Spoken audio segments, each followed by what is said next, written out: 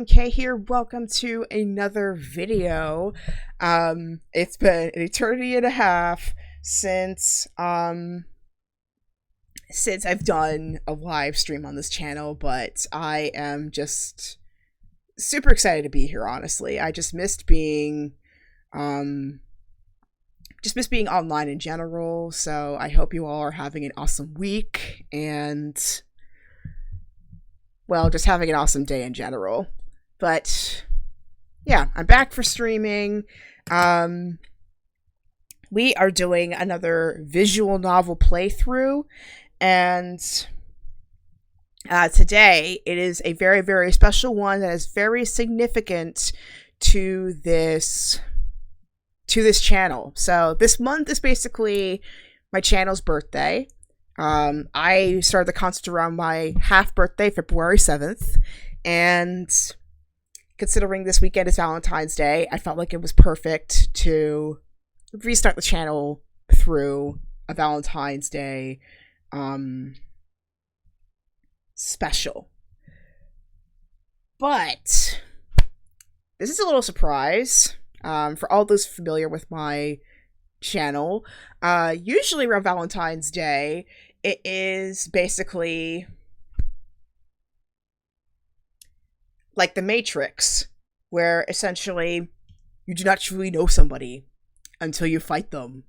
But this time I'm actually breaking tradition. I'm not doing a fighting game this year. I'm actually doing a romantic game as expected. So today we are playing the sequel of a game that I play on this channel called Cinderella Phenomenon, which is Cinderella Phenomenon Evermore. It takes place 5 years after the original good endings of the series. And this is here to answer the question, what happens after happily ever after? So we're going to go ahead and watch this beautiful intro together from Daisuke, the same developer who did this game originally. Though as I recall, I think most of the original developers have kind of moved on from other things. At least the writer has. But for the most part, this keeps pretty much the same. And you could totally tell that they have seriously upgraded this game miles away from its original iteration. So let's go ahead and watch this intro together, shall we? Alright, so let's go ahead and switch over. And I have another little surprise for you all, so which I'm happy to say, which will be coming up in just a second.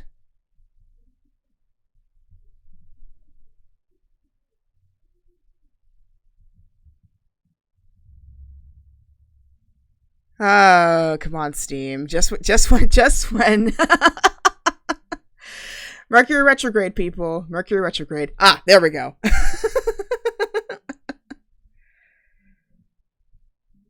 All right. There we go.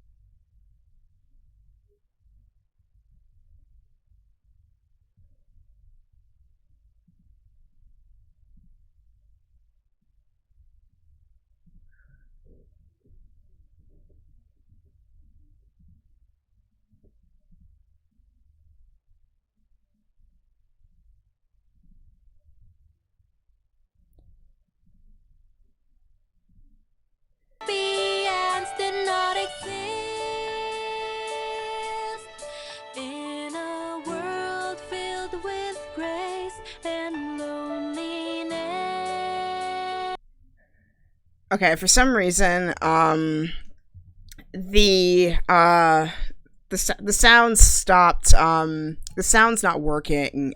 Sorry, the visual's not working. So I'm gonna have to restart the visuals for 1 sec. So give me a few seconds here. This has been a really, really tricky day today, really, when it comes to technical difficulties, but we will get through it. So.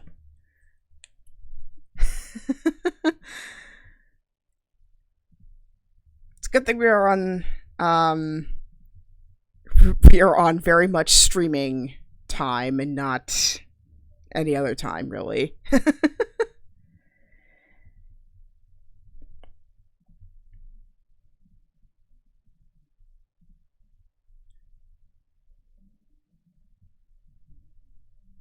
So I think the bare minimum, at least for like getting through this intro, we'll just try to get through the beginning and then we will go on from there. Alright, let's try this again.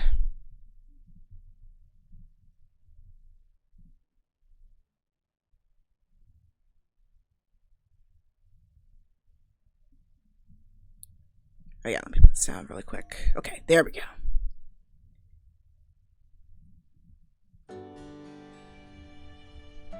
This is the first time watching the intro, by the way.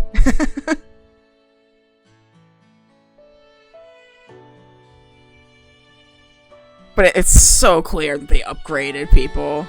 So clear.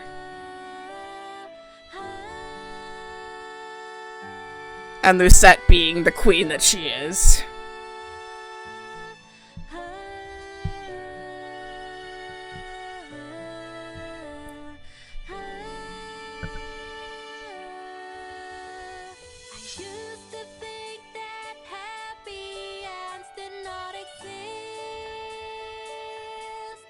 I didn't know it was like a Russian last name. Karma and Chevalier.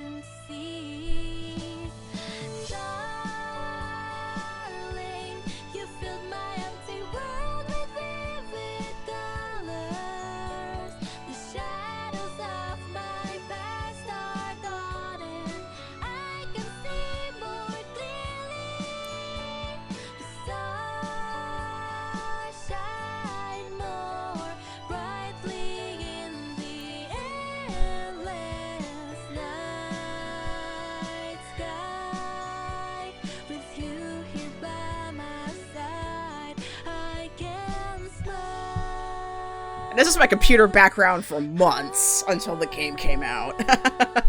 Stay with me forevermore.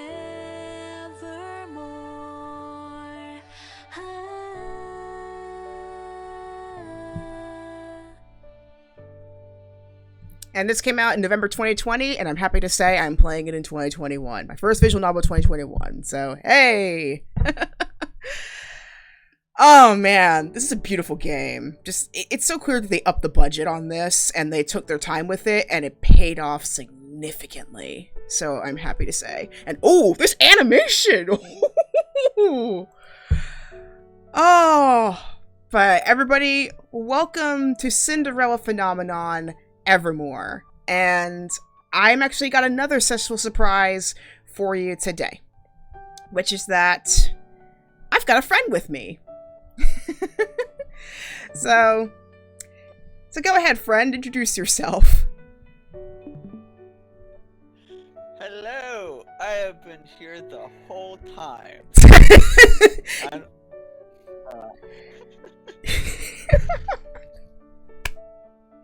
I'm Tobias the Tantalus. I run a separate channel, but I've been, playing games, with Tander Sai here for a while now, so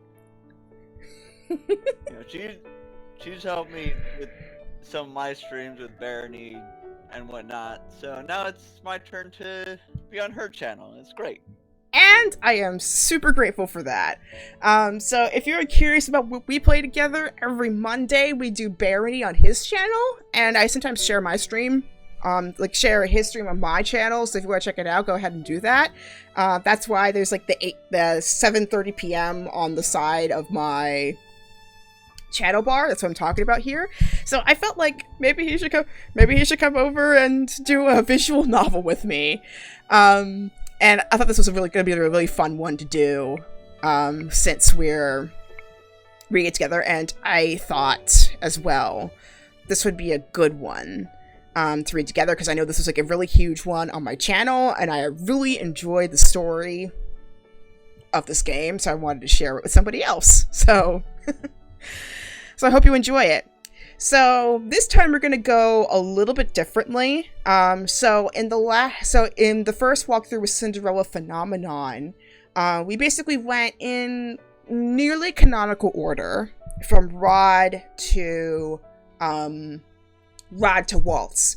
This time we are going to go through it in reverse order from Waltz to Rod. The reason why I say that is because I felt like out of all the characters, even though like the order that we got, Waltz got the most depth, Waltz also went through the most out of all the characters, so as well as Lucette, the main character here. So I felt like it was appropriate to go from those who went through the most to those who went through the least. So that's why I'm going backwards this time.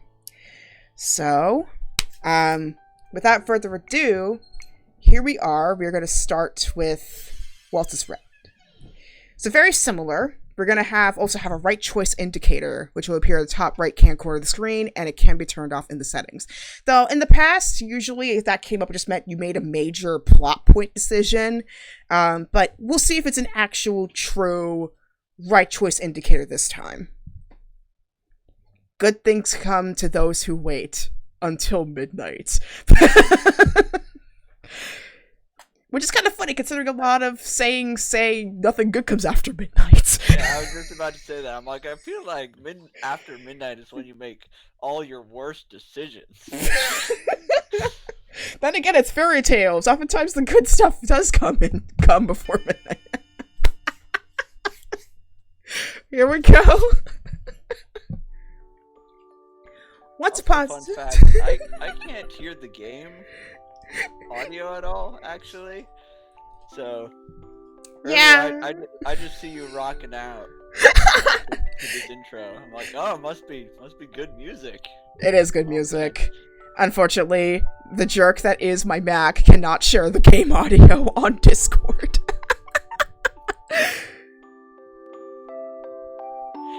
Alright, so, once upon a time in a land far away, there lived a princess. She was known as the Ice Princess, named for her frigid heart and unyielding coldness towards others. The princess shunned all who sought to help her. She was scared to go out into the world, so she locked herself up in her palace.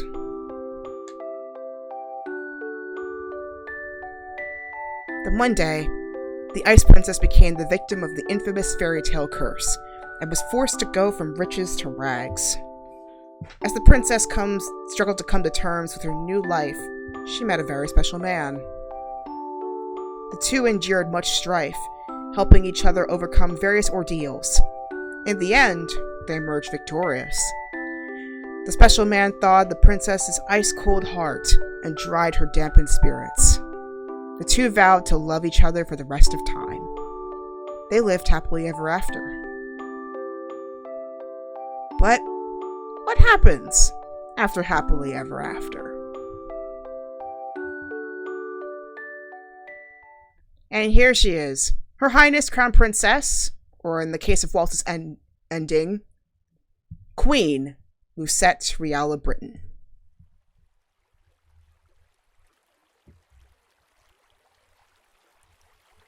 And now we choose our path. Ooh, go right. So unlike the previous games, we can actually now go out of order, which is great. So I said Waltz before, so we're going to start with Waltz's tale. The one who was cursed with the Peter Pan curse. Chapter 1. The Witch Queen. Protect our kingdom. I will always be with you. And try my best, Father, but... In the last month alone, there have been 4 incidents caused by corrupted witches. 4? And the month isn't even over yet. Also, side note, I love the subtle effects here. Like, you can see, like, the characters blinking and everything. That was not in the previous one. Also, would you like to voice act Waltz, Toby?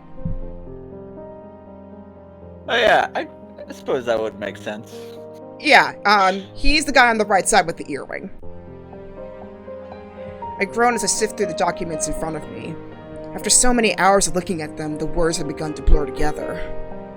It has been 3 hours since I convened in here with Delora and Waltz to discuss magic-related incidents around Angiel. We've heard testimonies from various witches, so there can be no mistaking for what we've been told. Witches corrupted by the Tenebrarum have been wreaking magical havoc in Angiel. As the bearer of the Tenebrarum crystal, it is my duty to make sure they are punished for misusing their magic. And, as the Queen of Angiel, it is my responsibility to make sure they are punished for their crimes. I told my father I would protect this kingdom, but some days I feel like I'm not up to the task. The gloomy thought weighs down my shoulders. It makes me feel small and weak. But then, I feel a familiar warmth. Waltz, setting his hand over mine. He flashes me a reassuring smile. He does not speak, but I know what he would say if he opened his mouth. Your burdens are mine to carry as well. I turn to him and whisper softly beneath my breath. Thank you. Waltz just nods as we turn back to the conversation. Even just a cursory interrogation shows that these witches are Hilder's followers. Mother, even after your death, we still feel the effects of your corruption.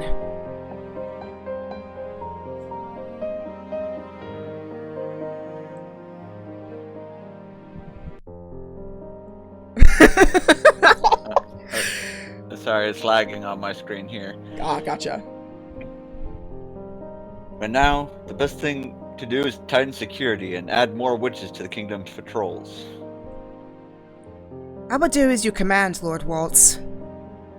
Calmly, Waltz designates duties to the witches we currently have employed at the palace, which is honestly a very big difference, especially considering the reputation of witches in the beginning of, the game, because before, witches were kind of given a bad name. So, to throw in a little bit of backstory, especially for those who are not familiar with this universe, the Brothers Grimm are a big part of this universe, and basically because of their narrative, it got fairies on the good side, but then witches on the bad, and that in turn affected how humans treated either party. But more often than not, it made humans more suspicious of magic in general, but especially of the witches. And that in turn affects Lucette's mother, Hilder, who becomes corrupt after so many witches are killed off, so... Yeah!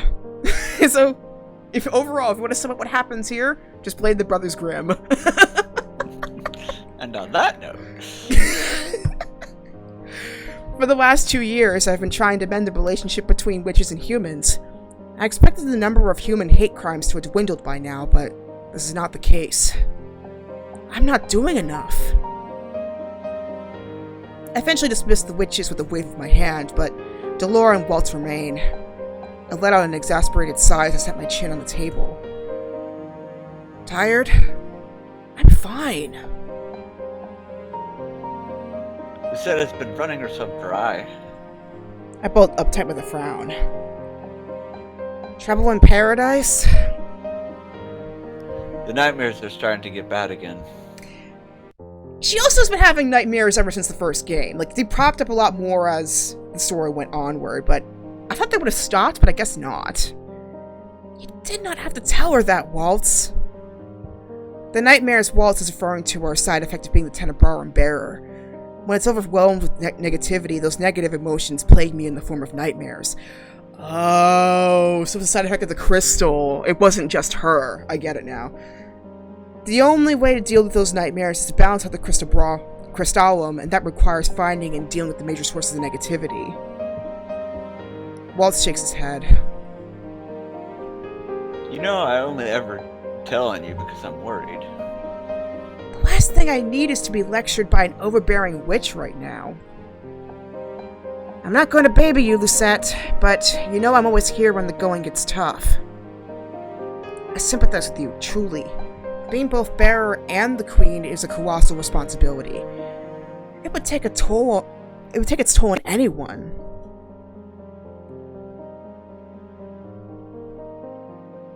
Still, you need to take better care of yourself. Otherwise, you're going to worry the rest of us to death.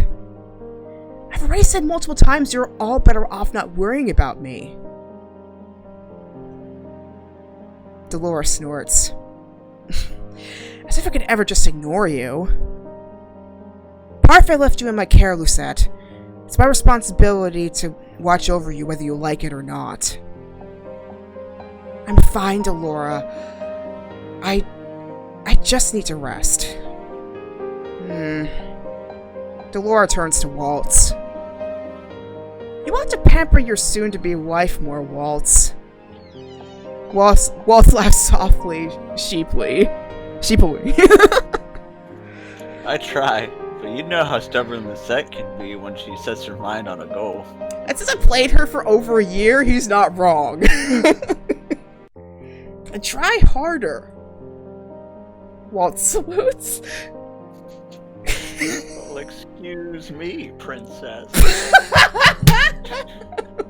Miss Queen, if you're nasty. The banter brings the briefest of smiles to my face. Speaking of, any news on the marriage? You've put off your wedding ceremony many times now. You know the reasons why. Dolores sighs. I know you're busy, but the least you can do is treat yourself to a wedding.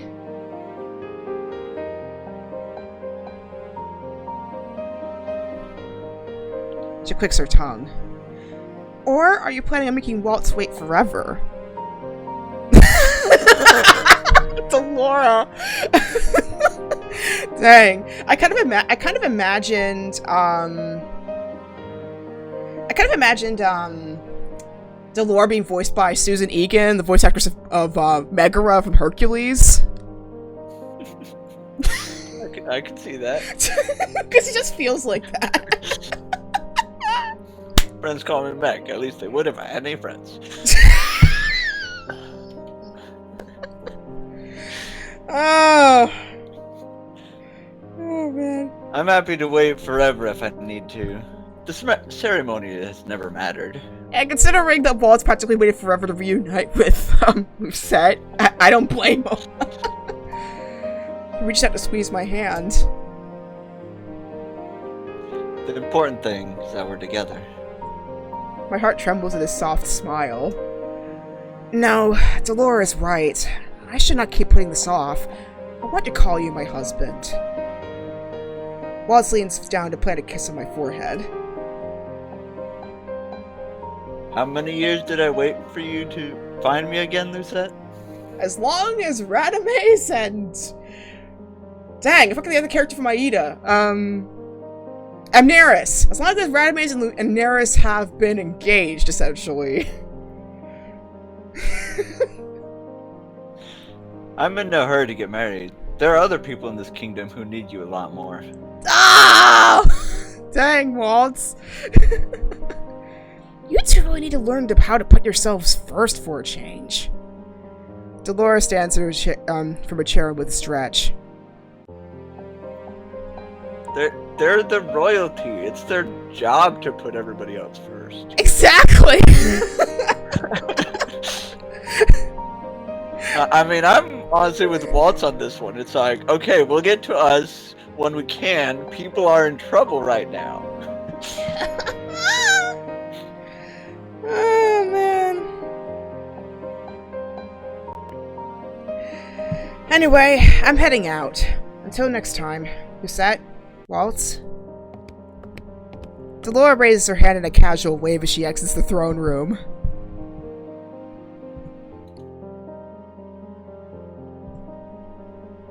The room is briefly silent after she leaves.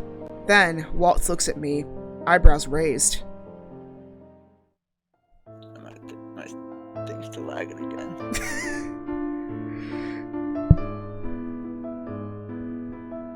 Hey, you. Hey, yourself. Oh my gosh, I wish I could hear the music though, because like, I'm just... That's the problem with visual novels. It's like... The fact that you can like... fill in your imagination pretty quickly. But anyway, Waltz brings my hand to his lips and lightly presses a kiss to my knuckles.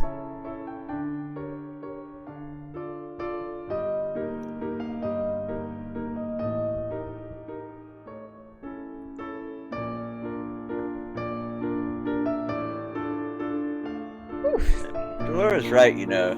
Really do need to take better care of yourself. And yeah, she's not wrong. Being a leader is dang hard. It's not an easy thing. I do take care of myself.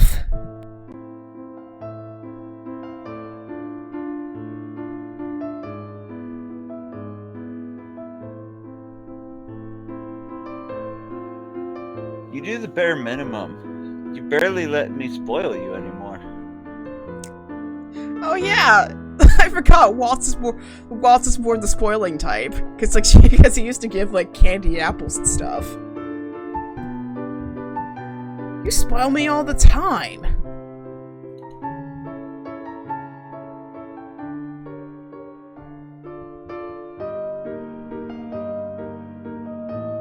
Not nearly as much as I'd like. Okay, side question. Are you doing it from the Discord page or from my Twitch page? I was trying to follow on the Discord, but then that kept lagging, so I end up looking at the Twitch, and because that will catch up before Discord will sometimes. Odd. So, I have them both open right now. Gotcha. Waltz glances furtively toward the doors, and smiles. A mischievous smile that makes my heart flutter. My god!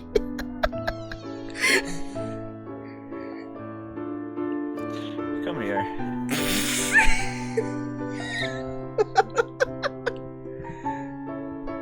He pulls me out of my chair and into his lap where he traps me in a warm embrace. He leans forward, whispering in my ear. I really wish you'd rely on me more. I settled myself against his chest with a sigh. The sound of his heartbeat is calming. I've been relying on you too much already. I've been working hard to carry on my father's mission of peace, but it's been exceptionally difficult balancing my responsibilities as both the Tenebrarum bearer and the Queen of Angiel. I do not know what I would do without Waltz, who has been sat by my side this whole time, helping me resolve Tenebrarum-related issues. In addition, he has also been making time to better understand the kingdom's policies, so he could someday step in to rule beside me. Waltz, the King of Angiel. The thought of us ruling side by side warms my heart. Still, Waltz talks about me overworking myself when he's definitely working just as hard. I've just begun to relax when I stop, realizing suddenly that I have a meeting with the royal advisors. Today's meeting is about the importing of minerals and coals from the kingdom of Sidel. I slide off of Waltz's lap with a sigh. The advisors will be here soon. Already? Yep. Time waits for no one in the kingdom. I sat on my hands and my hips. Don't you have your magic lessons now as well? On top of his other responsibilities, Waltz also teaches young witches at the tavern once a week. You're right. You see, I'm not the only one who is busy all the time. Great minds stress alike, I guess. Whew. He shakes his head. I feel like I barely get to have you to myself these days. I can't help it. The past few months have been very busy.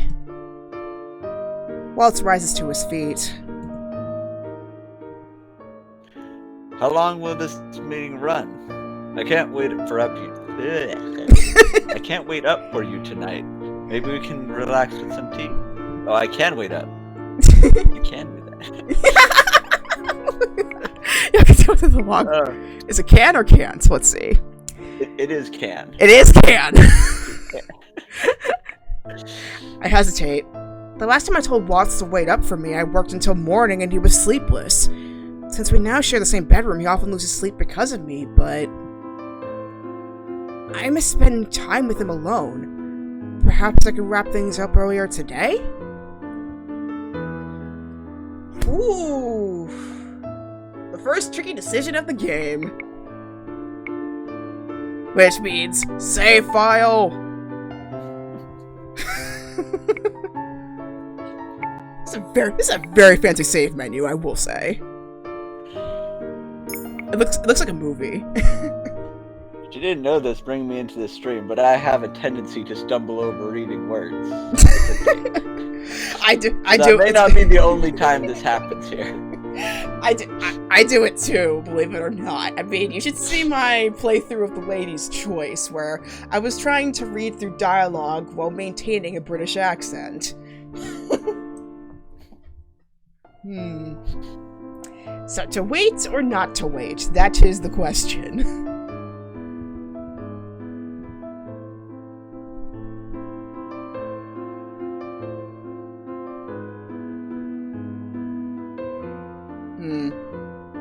I say she should still try. Like, try to let him wait up, see what happens. Yeah, I mean, they need time together. They do. They're overdue. Alright. Love can't wait, but in this case, it totally can. As long as you do not mind. Uh-oh. I hope it wasn't the wrong decision. Because I didn't see the right choice indicator on the top right, but we'll see. Waltz cups my cheek. Briefly, he presses his forehead to mine.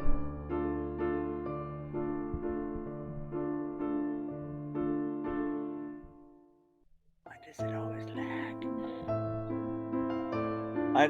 I never mind. If I take too long...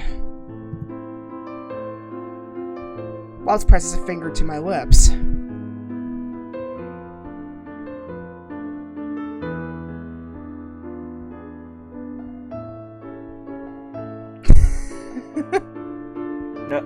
No disclaimers. I'll wait for you. Thank you, Waltz. I put a quick kiss on his lips. I'll see you later, Waltz.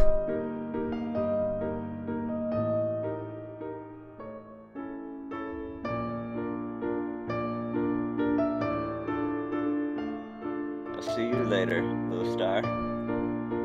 And that's basically what Lucettes' name means in French, but also it's a little reference to Peter Pan, like that star off until morning part. Because his curse was the Peter Pan curse. Waltz flashes one last smile before leaving What the does throne. that even mean? Yeah, it's a complicated story. That's why I recommend going back to the playlist that I made of Cinderella Phenomenon and check out Waltz's story.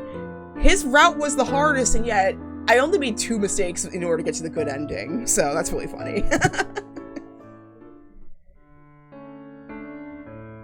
Hours later, I find myself trailing the advisors as we walked through town to visit the stalls of traveling merchants. And here I thought we'd just be having a quick conversation in the throne room. I'm sorry, Waltz. It looks like as if I'll be staying out late today. A new type of coal? Yes, Your Majesty. Apparently the neighboring kingdom of Cinderella recently discovered a new type of magic-infused coal that gives off an impressive amount of energy. It's also safe for the environment. Truth be told, we've had less interactions with Cinderella than we ever did with Brigantia. Their kingdom is more difficult to reach, so our merchants' nobility have not done much business with them. But it would be foolish to turn away from this opportunity to expand our trading with Cinderella now. They call it the Racite coal. I believe it would be beneficial to import into Angiel. The downside, naturally, is that the recently discovered coal is extremely expensive. Still, I think the benefits outweigh the cons. They say the coal can burn all night. Our own coal only lasts several hours. The Racite coal may be expensive, but it will cut down on consumption. Maybe even have it. So in the end, we'll be spending around the same amount for a more efficient energy source. Precisely. think it would behoove Her Majesty to see the impact of this coal with her own eyes. But of course, I've already ordered a few samples. Wanna try the knight? May I ask permission to speak, Your Majesty?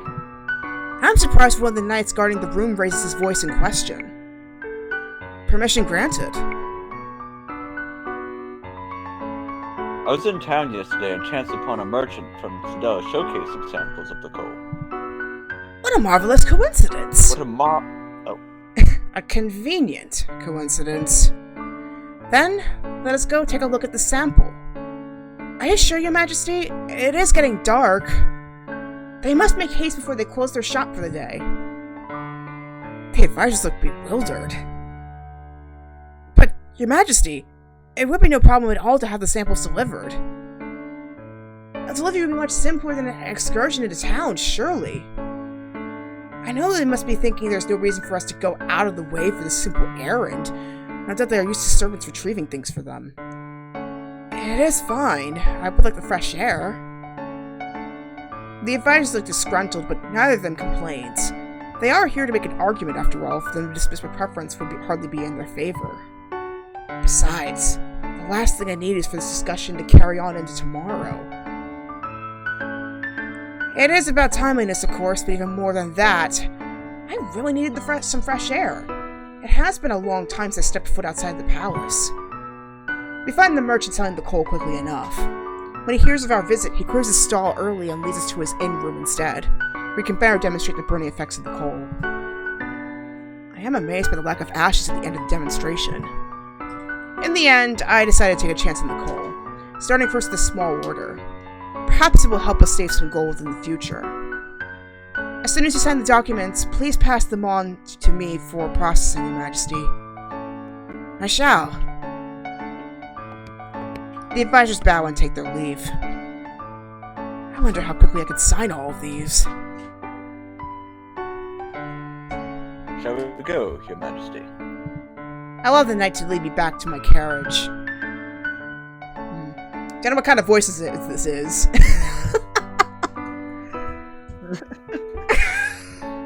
What's this voice? Wait!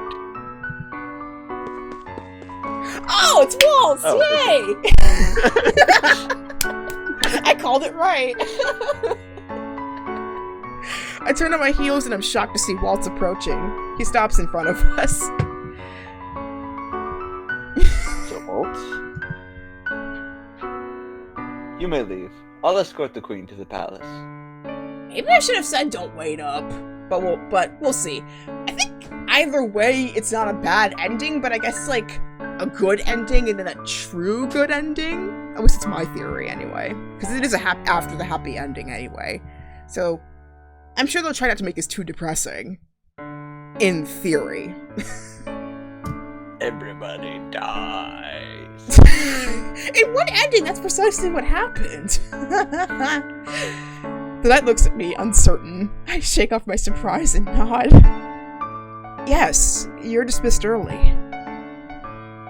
As you wish, Your Majesty.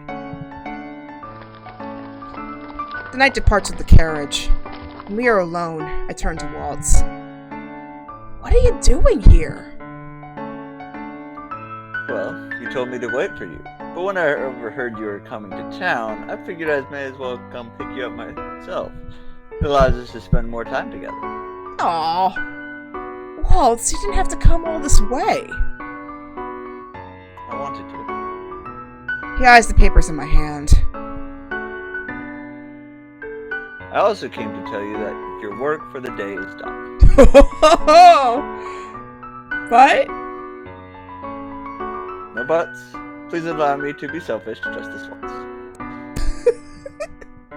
You? Selfish? Never. I'm glad you think so. That means you won't complain about going somewhere with me right now, right? Oh? And where would this be? I guess you'll just have to follow me and see. Waltz winks as he takes my hand and leads me away. I'm surprised when Waltz leads me through the forest and to a thicket close to the march inn. I recognize the place immediately. And so do I! There have been so many beautiful moments that have happened in this space. This is where we used to practice magic together. You remembered. And do you remember this? I hope it's the firefly thing! Walt snaps his fingers. Golden orbs of life spring to life in the darkness, fluttering like fireflies. And yes, it is the firefly thing! A memory resurfaces, warming my cheeks.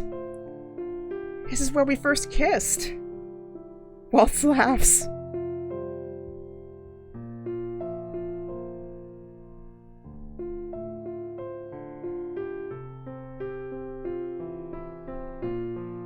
I can't put it into words how happy I was that night, Lucette. I've been holding on to the hope that we could be able to pave our future together.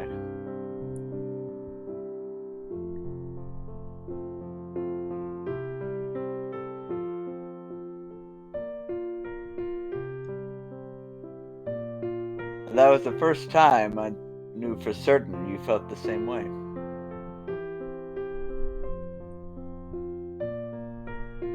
That kiss, it meant the world to me. He steps closer. Hello. You mean the world to me, little star. He bends down to kiss me, a soft, gentle kiss that makes electricity shoot through my veins. Afterward, he pushes a strand of hair away from my face and plants another kiss on my forehead. Oh, it showed up! Thank goodness! It is such a This is better than sharing tea and biscuits, I think. Daisuke, queen of suspense. Because I thought I made the wrong decision for a hot minute. I wrap my arms around his waist to lean my head into his chest. Waltz hugs me back, setting his chin on my head. I agree. Out here, I can forget that I am a queen. Out here, alone with Waltz, I can forget that I'm the Tenebrarum bearer. The two of us can be as we were before, just two people in love. I breathe in his scent, the smell of pine and leaves, and sigh. For just a little longer, I want to stay like this. When I wake up the next morning, Waltz has already left, probably for some important errand. I do not have any meetings for the day, so I decided to remain in my room and focus on paperwork. Sitting here at my desk, I cannot but remember all those nights Father disappeared, leaving us all alone. He was always talking about being busy. Now I know why. I did not anticipate there would be so much to take care of. The frustration dims to a muddy grief. If Father was still alive, he would be helping me do all this. I wipe my eyes, which are suddenly glassy with tears. Even though I lost Father years ago, the weight of his death still makes me feel breathless some days. I still remember that day. The day my father apologized to me for being so distant, and the day I lost him forever. I miss him. A knock on my door jolts me from my thoughts. I quickly wipe the tears away. Who is it? It's me! May I come in? You may. The door opens, revealing Emmeline, smiling brightly. She holds a tray with biscuits and teacups on it. What is this? You've been locked up in your room all day, so I figured maybe you'd like a tea break. Emmeline sets the tray down on my table. The sweet smell of fresh pastries makes my mouth water.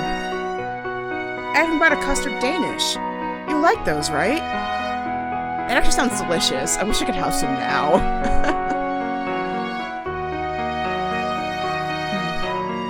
Do you drink tea, Toby? Also, I don't know if it's just me, but I feel like the music kind of got louder.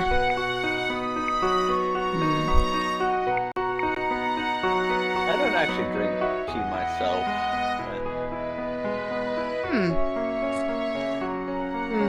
Have a favorite kind of coffee then? Believe it or not, I don't drink coffee either. Huh. But what is your favorite beverage?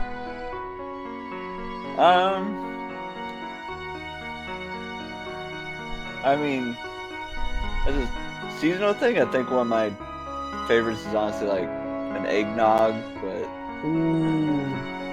Yeah, I recently got into eggnog, so I can totally see that. but I'm always down for like a root beer or lemonade, something like that. But yeah, especially if you pick up the right tea, it can open up your world. I'm very much a fruity tea person myself, but I do enjoy my greens, and I love my Earl Grey. Hot. Thank you, Emmeline. This is very kind of you. I immediately reach for the custard Danish. As expected, it is delicious. Who baked this? It's heavenly. Okay. I am betting an HP potion that it's probably Waltz who purchased from their favorite bakery. Ah! I owe you an HP potion the next time we play Barony. Yeah, well, I was gonna say either Waltz or her, so I wouldn't have gotten it right either. Mother, she wanted to treat you to something nice. I blink at her. Ophelia? Mother's been wanting to bake something for a while. She knows you've been busy and thought some baked goods might lift your spirits some. Please thank her for me, if I do not get the opportunity soon. Of course. When we were talking about your workload... Emmeline props up her elbows on the table and looks at me worriedly. How have you been? It's been so long since you spent time with any of us. Oh yeah, to give you context, Emmeline is Lucettes' stepsister, and then Emmeline has a brother, Rod,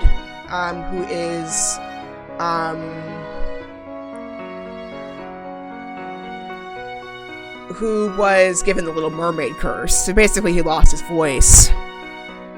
Though they're not blood related. They're siblings by second marriage.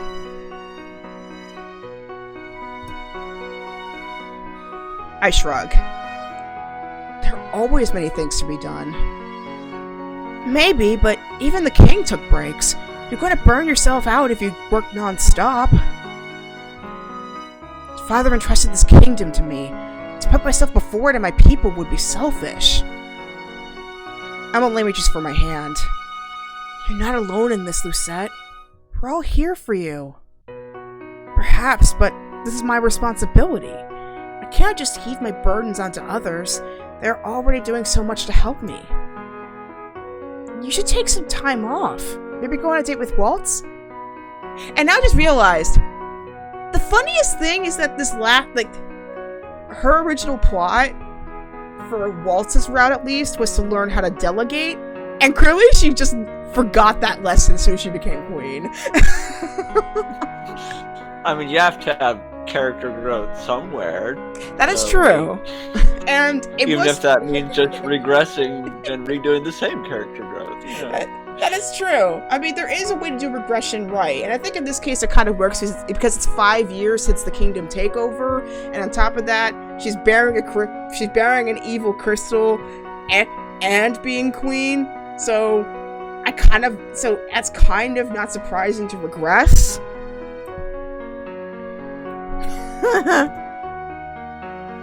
Emmeline laughs when I flush. What? It's been a while since you two went out, right? And it clearly has been missing you. It'd be good for you two to go out of town. Maybe. Emmeline smiles. You have no meetings, right? Then you should take today off. I lean back in my chair with a sigh. Fine, if you insist. We chat a little more over tea before parting ways. Emmeline to the kitchens and I to search for Waltz. I spent 30 minutes searching, but Waltz is nowhere to be found. None of the servants have seen him either. He must have gone to town then. Good morning, Your Majesty. Fritz! I woke at the sound of the voice. It's Fritz, approaching with his usual smile. Fritz? When I broke all the fairy tale curses, I relieved Fritz of his duties as my personal knight. I no longer needed one with Waltz by my side. Many were wary of Fritz even after I broke his curse. They had reason for it, as Fritz worked with both Mother and Mithros while he was cursed. But he did those things as Varg, an alter ego he could not control. I know this, and I pardoned him for his crimes long ago.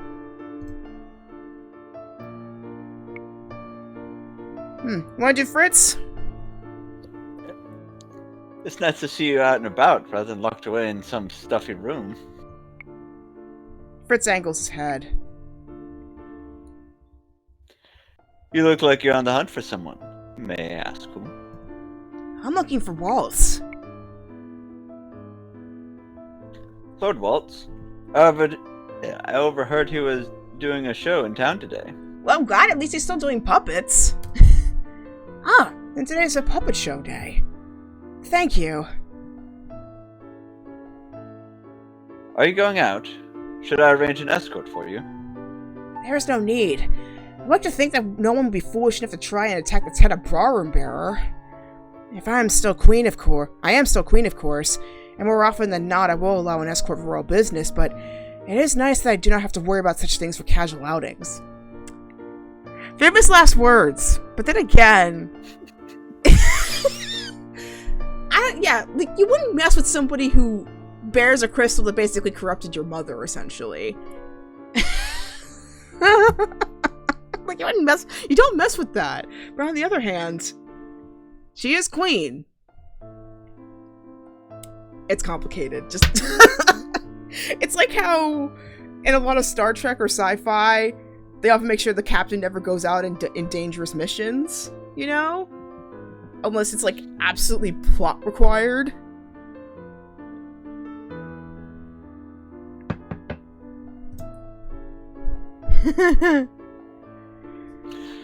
True. Still, keep on your toes, Your Majesty. Of course. Sure enough, I find Waltz in the plaza, crouched behind a makeshift booth and telling a story with his puppets. He does not even look in my direction when I arrive. He seems preoccupied.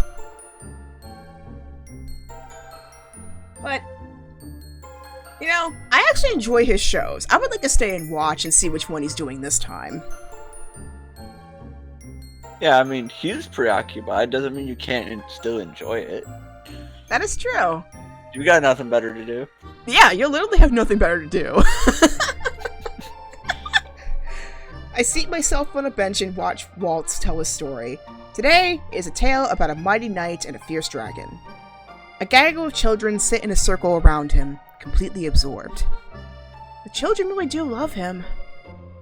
Half an hour passes. At the end of the performance, the children swarm Waltz, clinging to him and begging for another story. Sorry, guys, but it's a little too late for another. The children groan and mutter dishearteningly. I promise that I'll make the next story even more exciting. But for now, you really should be getting back to your parents so they don't worry.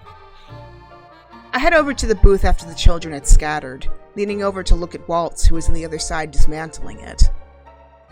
Hey, you. Waltz startles.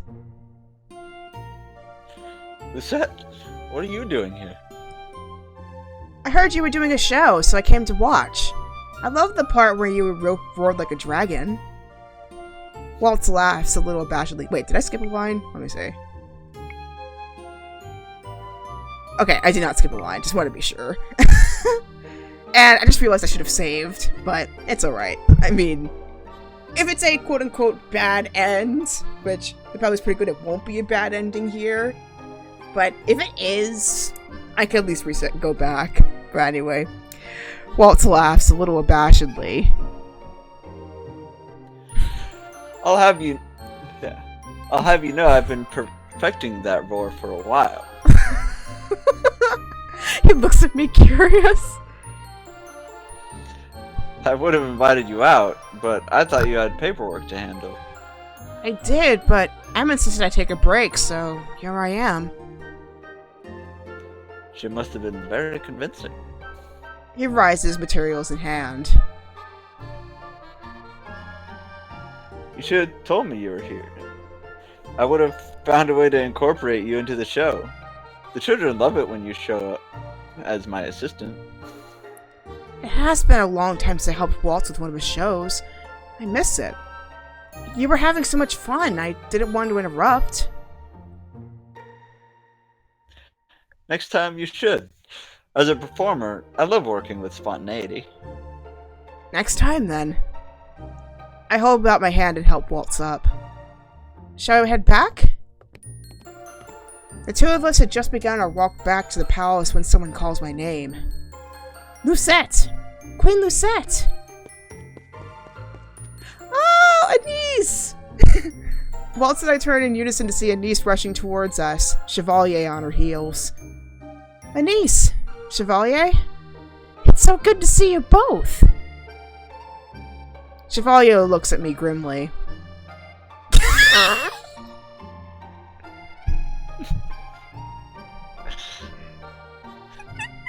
I'm assuming there's context for that?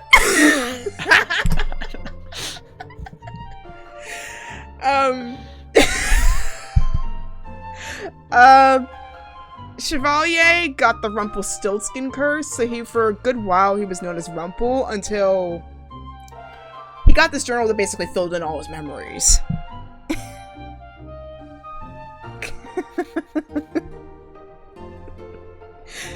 It's been 84 years. He lets my nudge in the shoulder. You are as melodramatic as always. Perhaps, but it is no exaggeration to say it has been far too long since we last saw you. We've been very busy. Too busy. We barely even have any time for each other, even. But we try our best. Ah, such is life. How have you both been? It's been business as usual at the clinic.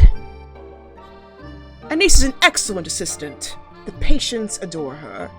And unfortunately, my reading glasses broke, so I can't do that cool anime glasses adjustment like he just did. But at least we're compensating with the animation here, which is excellent.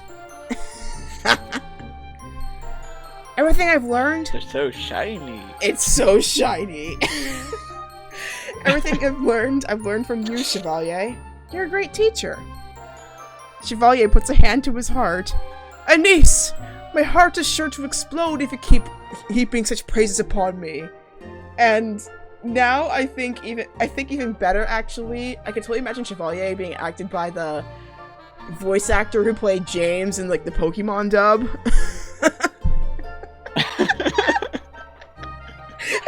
I couldn't even figure out who would play him, but now I do.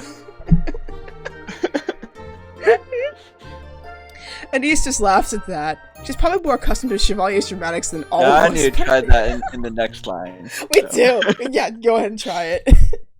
It's just the truth. Chevalier and Anise have been working together ever since Chevalier remembered he was a doctor 2 years ago. Anise had always been interested in following in her late father's footsteps. I'm glad she's had the opportunity to learn about medicine under Chevalier.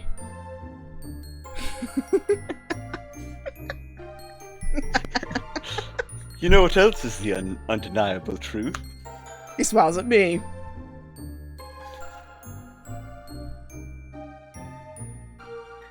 Oh, froze again. Why does it keep doing that? I don't get it either. Oh my gosh.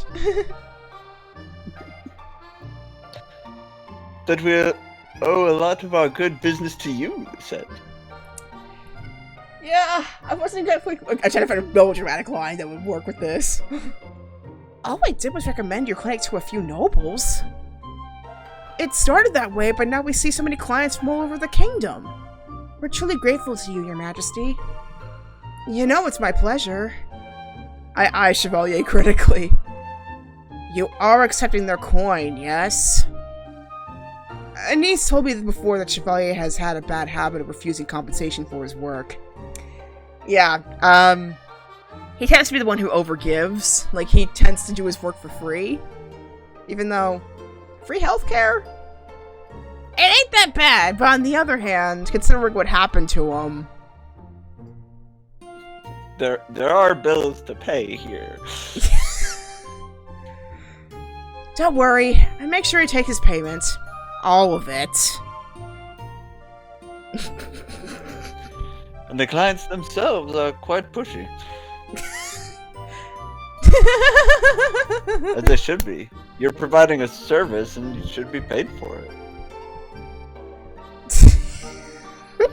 Sage wisdom from Waltz the Big. Yeah, Waltz was way shorter before. Like, he was permanently a boy, even though, like, he was, like, in his early mid-20s. Because of the Peter Pan curse. To this day, I'm still completely confused by that nickname. Lucette, you've seen him for, like, a year in the Peter Pan curse. How could you not put two and two together? Chevalier? Oh, yes. Chevalier smiles brightly.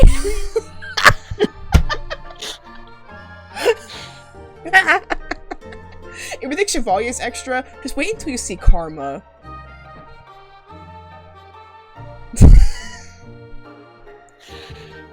It's been a pleasure catching up, but we should get going. We were on our way to pick up some much-needed supplies. That is definitely more important than conversing with us. Conversing with the Queen of Angeli? Never. Hopefully we can all speak again soon.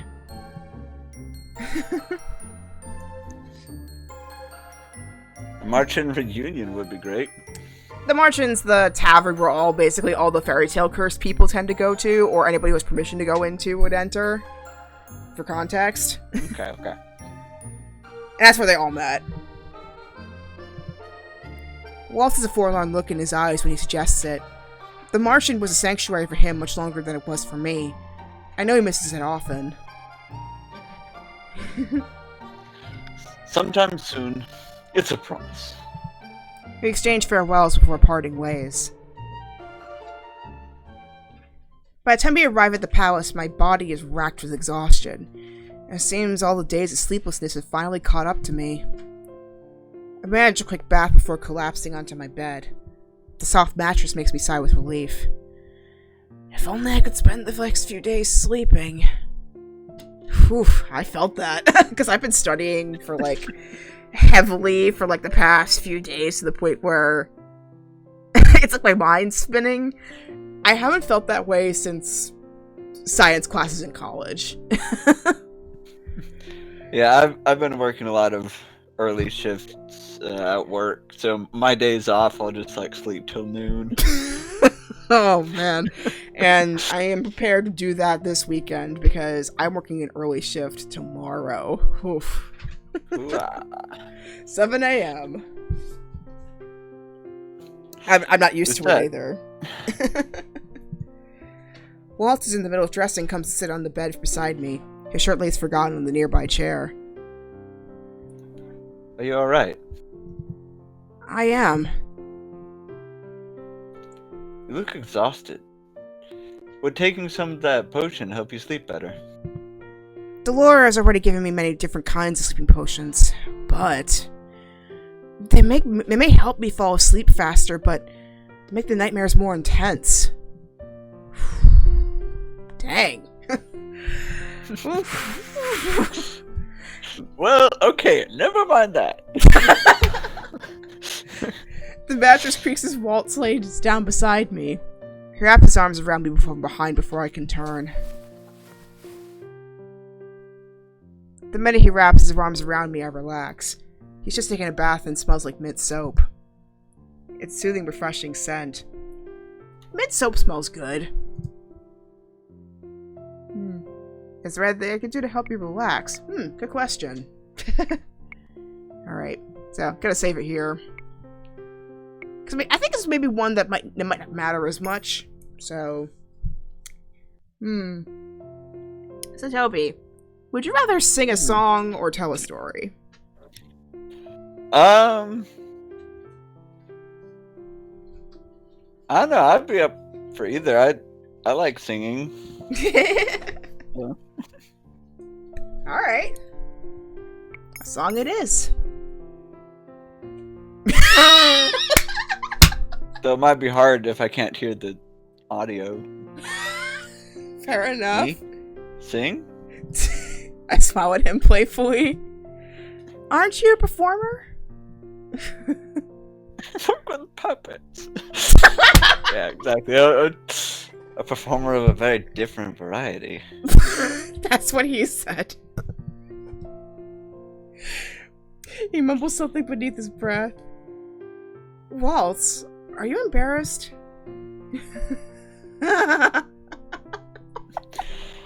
Not embarrassed so much as horrified. Can't sing to save my life. I laugh into his chest. Ah! I feel like I've always failed you. I kiss him gently on the shoulder. What? You're not being talented at everything? I try my best, little star. I do not lead a lullaby, Waltz. I don't need anything at all. Being here with you is good enough. I am the luckiest woman in the world to have someone as good as you by my side.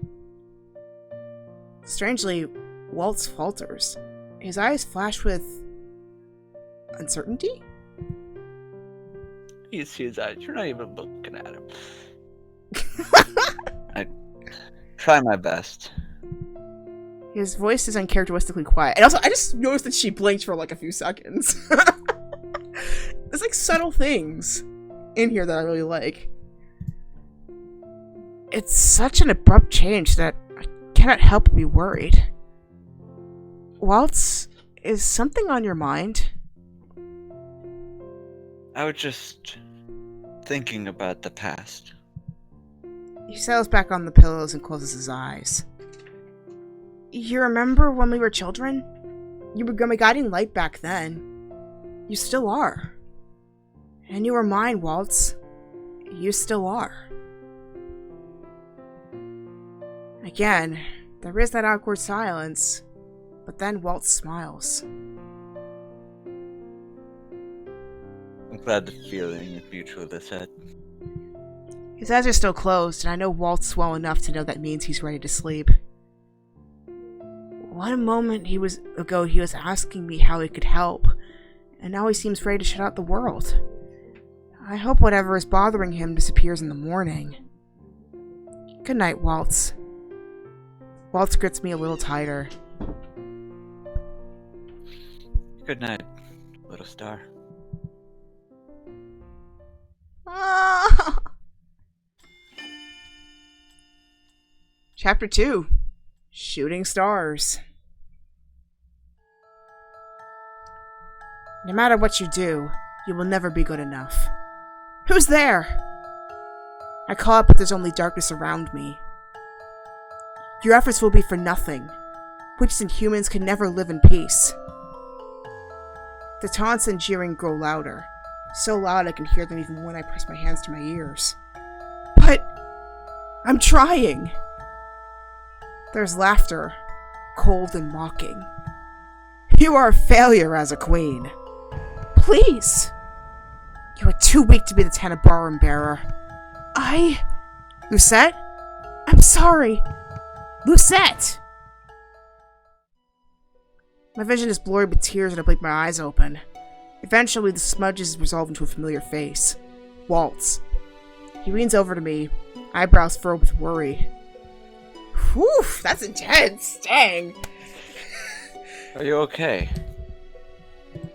I rub my eyes at the back of my hand. It was a nightmare. There were all these voices. They weren't real, they said. Waltz wraps arm around me and pulls me closer to him. But what if they are? What are those voices of the negative thoughts in the Tenebrarum? They said. What if they're right, Waltz? A pitiful sob escapes my lips as I press my face into his chest. Waltz rubs soothing circles into my back. They're not. You know they're not. All you have to do is look at the smiling faces around town. But there is so much strife and...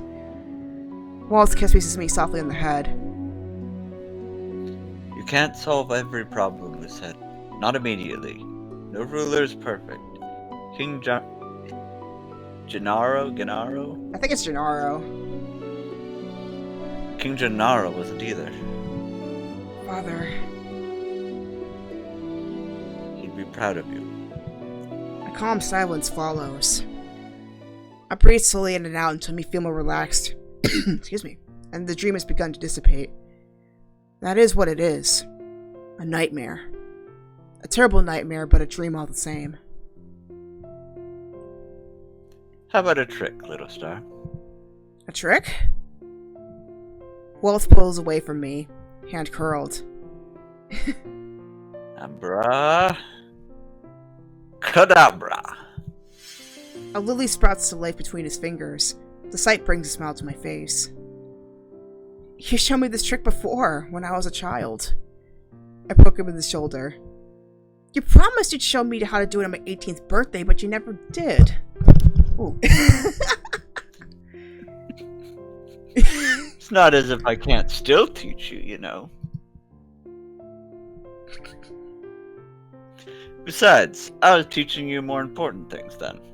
Yep, like how to put up a shield that protected the entire town, for one. I just said that. You taught me about shields. Every single day. Shields, it's just all shields. Yeah, especially the double layer in shields. And now you make the best shields. And you have impeccable control over your electricity. I've been referencing Wonder Woman all week in my class, and is it bad that I'm now thinking of Wonder Woman again, especially particularly like the shield lift that like Antiope and then Steve later on do in that movie? And then later when Diana manipulates electricity at the end. Yeah, it's official. I have to do my thesis on Wonder Woman.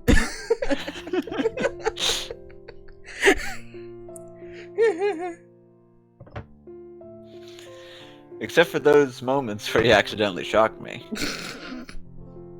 His hair stand up on the back of his head? I wonder. I rub my fingers together, waiting until they spark with electricity before I shock Waltz in the shoulder. He shrinks away with a laugh. You mean like that? Just like that. Anyway. He leans forward. You're going to take it easy today. Understood? I just took a day off last week. Has it been a week already? Yeah, time flew, man. And now, you can take another. You're forgetting you have advisors and counselors who can fill in for you. You should put them to work. And there's the lesson of the day, my friends. Waltz. I won't take no for an answer. Do you have any plans for us? I have things I need to do, but I want you to take some time off today. That's not fair. It's more than fair. I'm just looking out for you.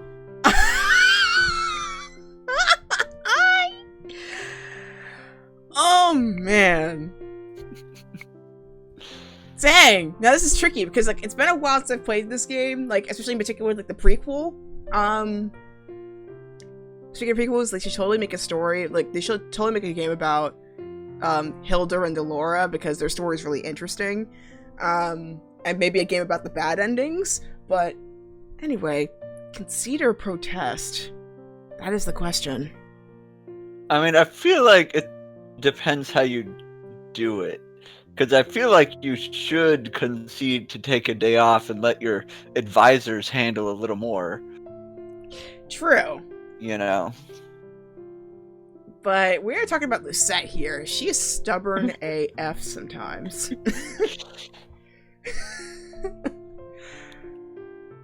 But yeah. I don't know, because, like, I played with her so long with the Cinderella curse. On the one hand, but on the other hand, it was 5 years since that story. It's like you don't know how much that stuck. With Waltz, it's pretty obvious that it didn't stick too much, but I don't know if all the other endings she stuck to it a lot better. That's the tricky part.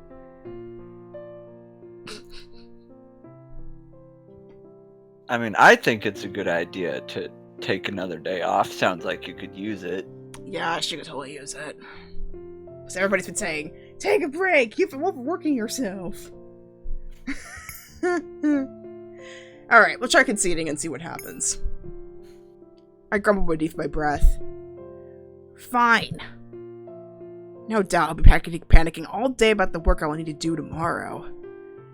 Taking a break is going to be more stressful than doing work. Not if you let yourself relax. Breaks aren't just nice, they're necessary. We do our best work when we're refreshed. Yep, listen up, students. Why is it that I must take a break when you won't? I already took a break. You just weren't looking. You're making this into a competition when it's definitely not supposed to be. He leans forward to kiss the tip of my nose. Do this for me, little star. He looks at me, eyes wide and pleading.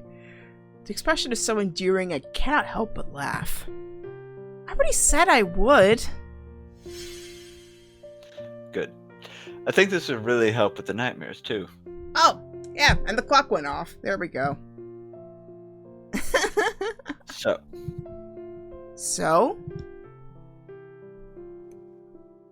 I think a bath might help you relax. We have time before breakfast.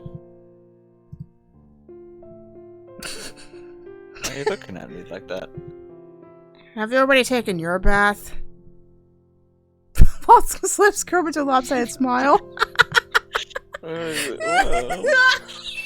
I have, but I wouldn't mind jumping in again with you.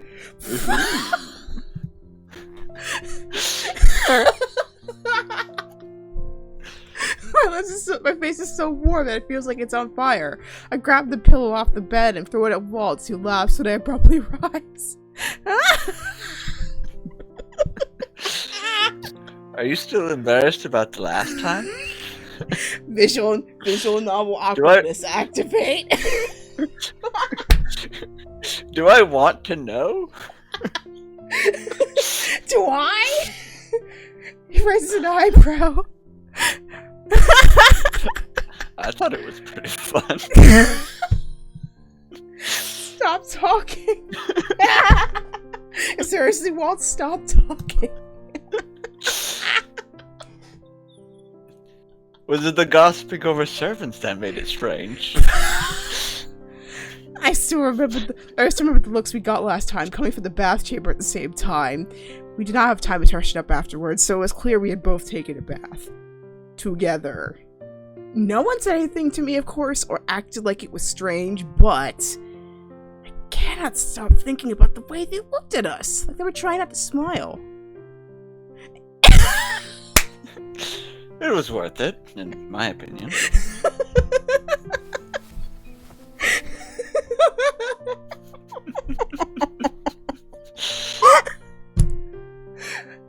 note, how far is it? Like, isn't it designed like Versailles, where it's like all the way on the other side, or what?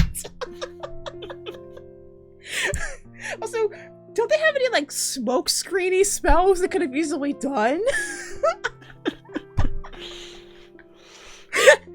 I slide out of bed and make my way toward the door.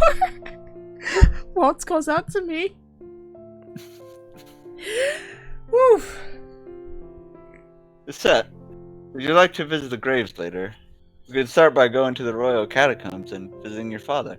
Oh yeah, a lot of people died in this route. I think But I think way more died during Karma's route, actually, come to think of it.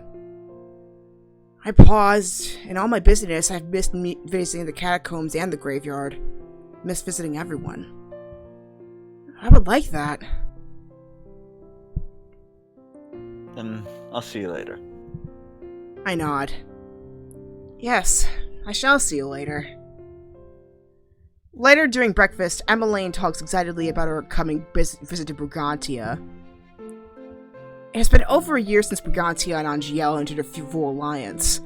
Claude and I were representatives for our kingdoms, as it was only suitable as Claude is the Brigantian heir. Ever since then, our families have become closer. Emmeline especially has become well acquainted with Claude's younger brother Lance. She visits him in Brigantia every couple of months. Lance tells me he's already prepared a tour of all the kingdom's best restaurants. It's going to be wonderful. You think everything is wonderful so long as you're with Lance. Emmeline's blushing. Oh. I hide my smile behind my hand with Emmeline blushes.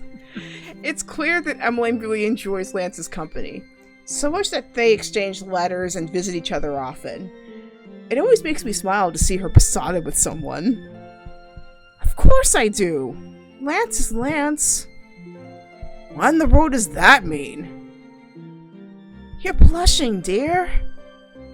Mother, please. Ophelia chuckles. Sorry, you just become so animated when you speak about him. Rod nods. Even more than usual. Emmeline puts her face into her hands and mumbles something. I shake my head. I like Lance. Yeah, but she likes him.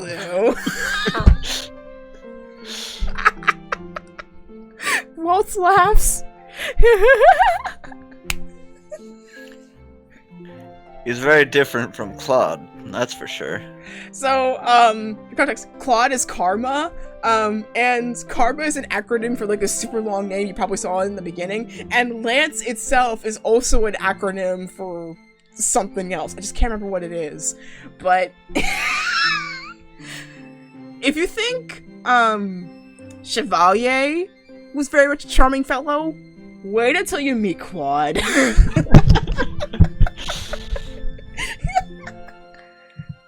I resist the urge to roll my eyes. While Claude is flamboyant and overdramatic, Lance is subdued and humble. The two of them are like two very different sides of the same coin. You can have a conversation with Prince Lance that isn't entirely about him. If Claude were here, he'd clutch his chest and whisper, "You wound me." And we'd laugh. Yeah, Lucette was spot on with that. Not at him, but with him. Maybe a little bit at him. Yeah. I really miss them. Everyone at the tavern. I always took that time for granted, but now I rarely see everyone together. At least I have everyone here. I look up to see Ophelia trying to mediate while Emmeline and Rod bicker. Before, these conversations would have annoyed me, but now I'm a part of them. It's nice to feel like I belong. My whole life, that is all I ever wanted, to belong. The rest of our breakfast is pleasant, filled with animated chatter. When it is over, we all head our separate ways. I promised Waltz that I would take a break, so I do. I knew the moment I left the dining hall what I would do to relax. I smiled to myself as I looped my needle through a fine piece of fabric, again and again. I have spent the morning sewing puppets. My hope is that Waltz will be able to use these for his shows, and that maybe when I'm less busy, I'll be able to join him. The thought of a joint puppet show lifts my heart. It has been a long time since I helped Waltz's assistant. I hope we could do something again soon. And it's really beautiful considering, the funniest thing is that Lucette was actually the one who taught Waltz how to make puppets, and then Waltz got into puppeteering because of Lucette teaching him how to do puppets. That's cute. That is cute, right? I glance up when the clock sounds. Right! I told Waltz I would meet him by the royal catacombs. I rise from my chair and begin to make my preparations to leave. I just stepped into the corridor when I see a familiar face. Jurian! Yay! Good afternoon, Your Majesty. Jurian approaches and bows low before me. Good afternoon, Jurian. Garwin isn't with you? He's busy training the new recruits. Without you? The commander? Garwin can handle himself just fine. Besides, the recruits are a lot less nervous when it's just him. Of that I have no doubt. I hear that Jurian is the one who pushes them and Garwin the one who forces them to take breaks. He and Jurian balance each other out that way.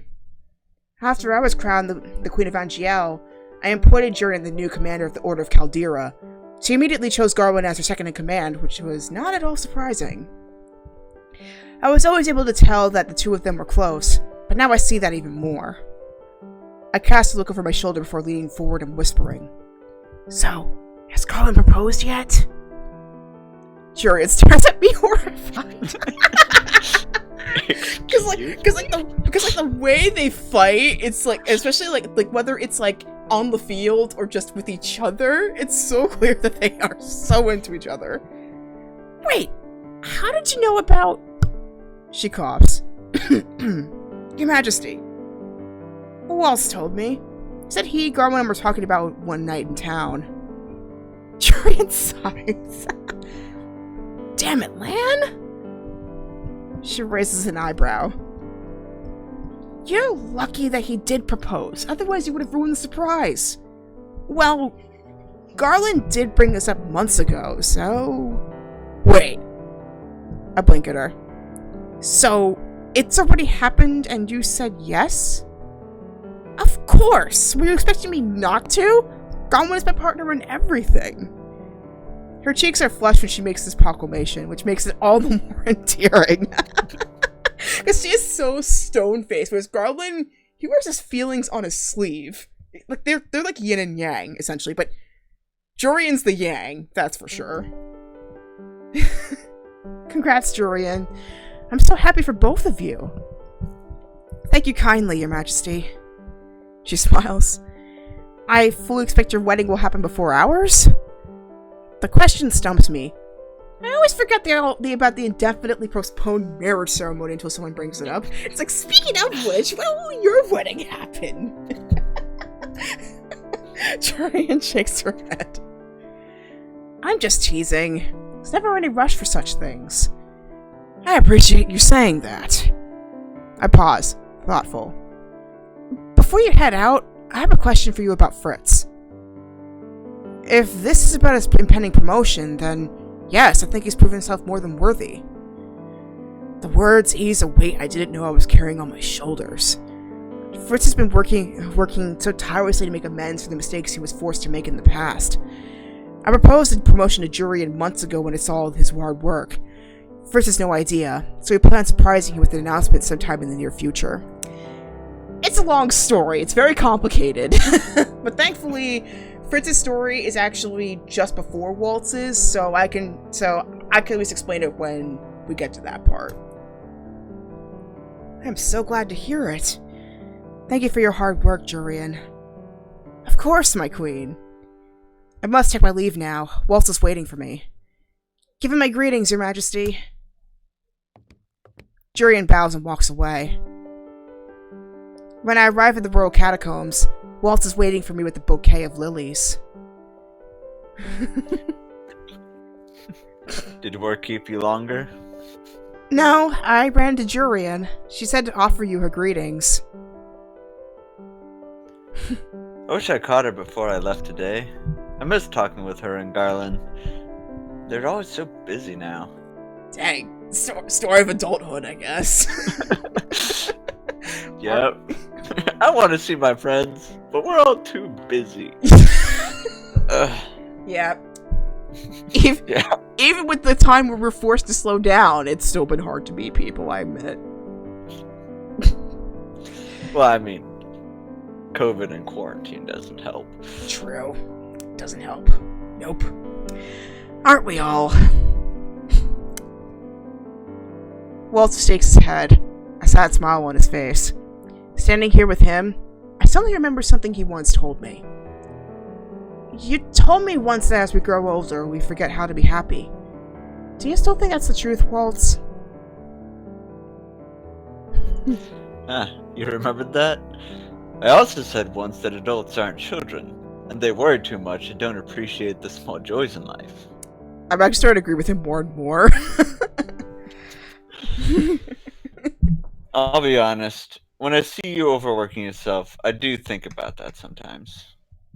Waltz, that's why you're the way you are, isn't it? You have a child's heart. You do find joy in the little things. Yeah, Waltz is kind of like my dad. He finds humor in everything. I don't know how he does it.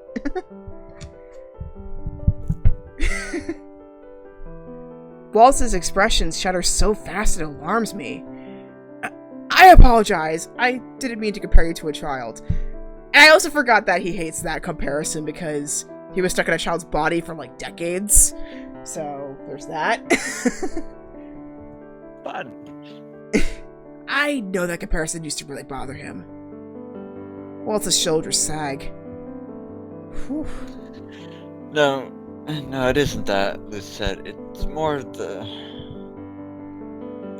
innocent part. Oh, right. He trained under her mother when she got extremely corrupted by the Tenebrarum. That actually makes more sense. Whew. I'm not innocent at all, you know. The two of us could argue about this for days. Whatever my mother made Waltz do in the past, it was not his fault.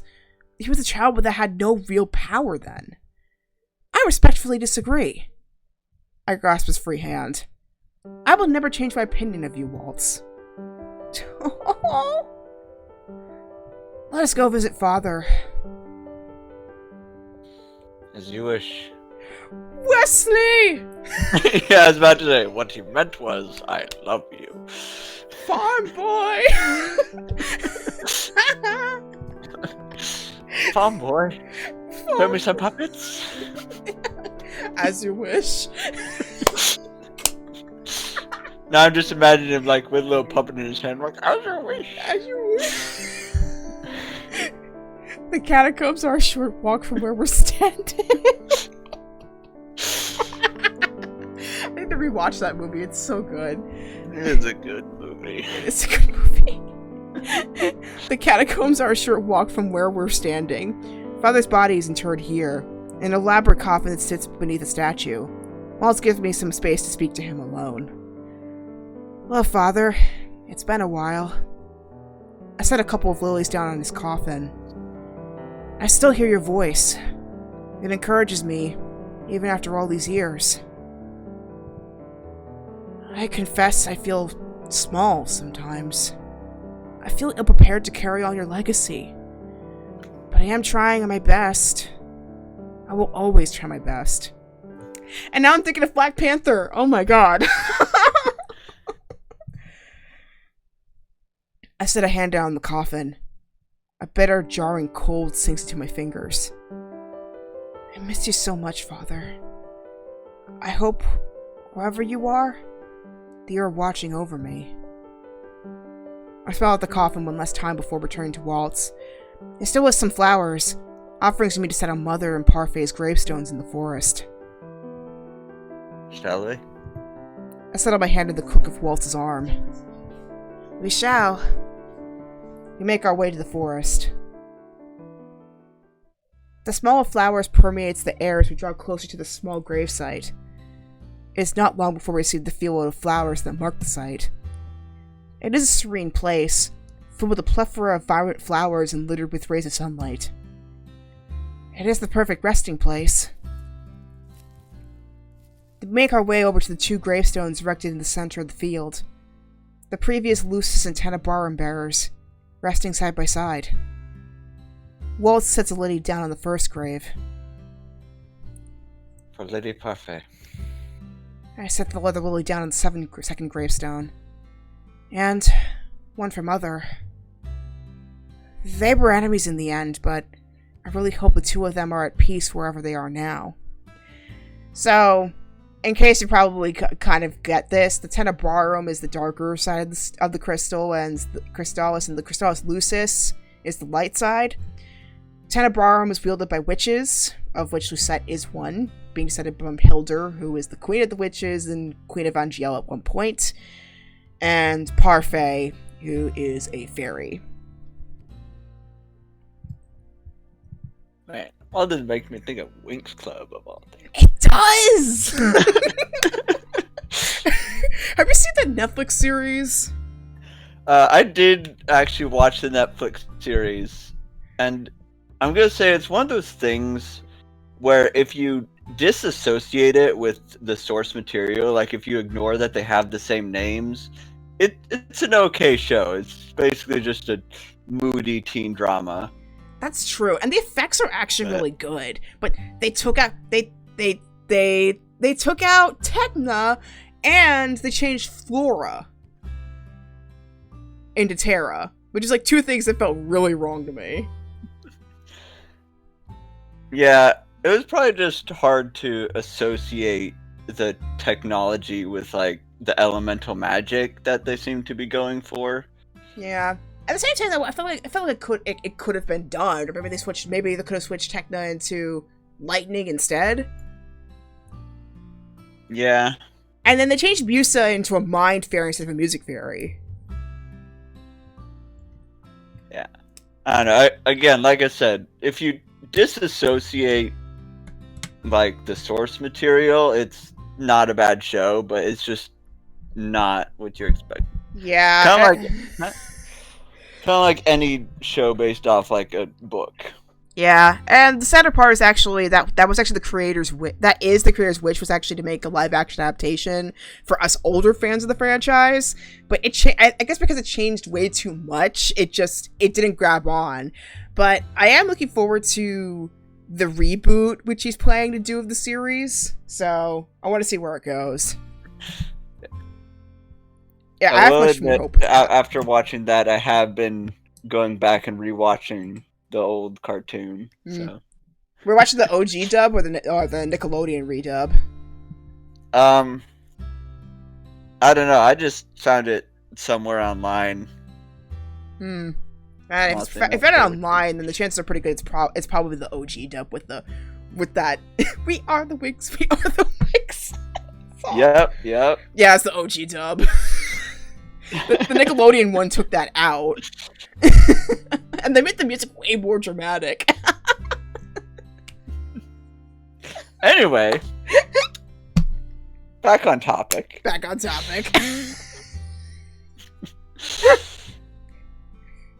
If Lady Parfait would hear, she'd no doubt say that she was proud of you. Parfait was always kinder to me than I deserved. That's not true, Lucette. You deserved all that kindness and more.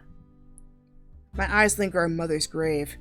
Walt seems to read my thoughts from my silence. I think your mother would have been proud of you, too. But Mother thought that I was a traitor in the end. Sometimes in my nightmares, I could still hear her screaming. That same scream that echoed in the throne room and had betrayed her trust and shot her with electricity 2 years ago.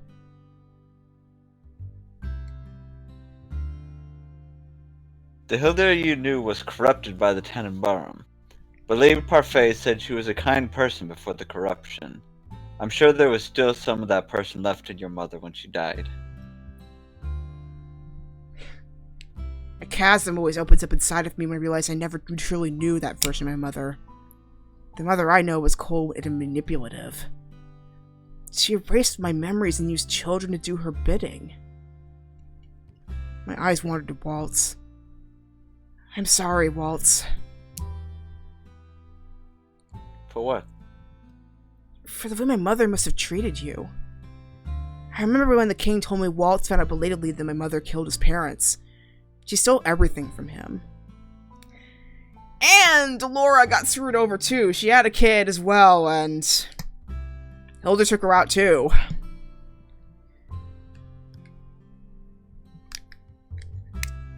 I've told you before, Lucette. None of that was your fault. Without you, I probably would have become corrupted by the darkness of the Tenenbaum too. In case you didn't catch it, he's also a witch. You were my guiding light back then, and you still are, little star. He crosses his arms as he looks at the gravestones. There is a thoughtful, forlorn look in his eyes.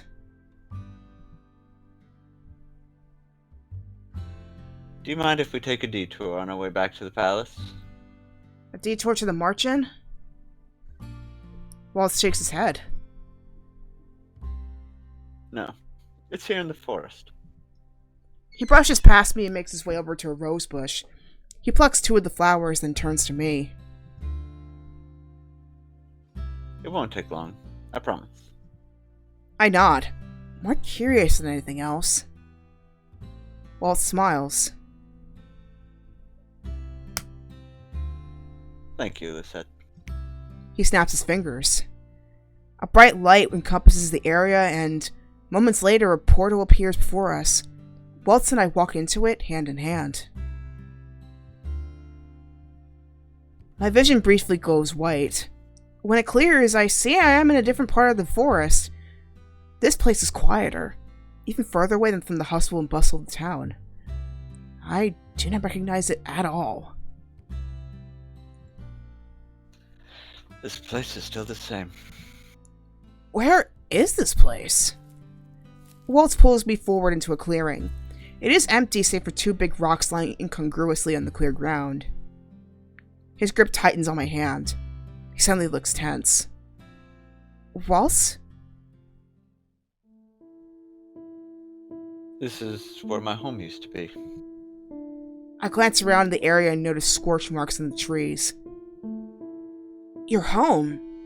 You mean... This is where I used to live with my parents. Waltz's face is filled with melancholy. It's the first time I've come back to this place in years. This area of the forest is unnaturally quiet. It feels as if the trees themselves are mourning, like grief has drenched this place in a permanent, stifling melancholy. I have asked Waltz many times about his childhood. Always he tells me his memories of the past are hazy. I never pushed him to recall anything on my behalf. I know what it's like to be weighed down by traumatic memories. But seeing the sadness on Waltz's face now, I wonder how much he has been keeping from me, not because he doesn't remember, but because he does not want to remember.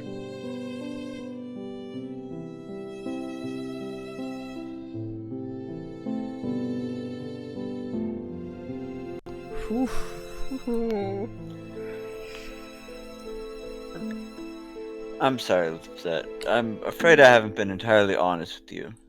I said before I didn't remember a lot of my life before Hildur, but that was a lie. I kinda got a feeling that was the case. You don't need to apologize to me, Waltz. I know some memories are better left buried.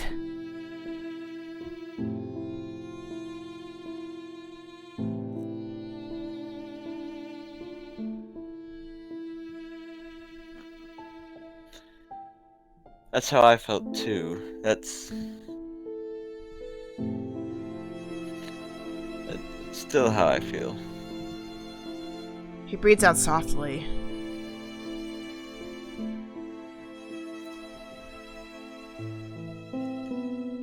I always told myself I'd bring you here after we got married, so that I could introduce you to my parents.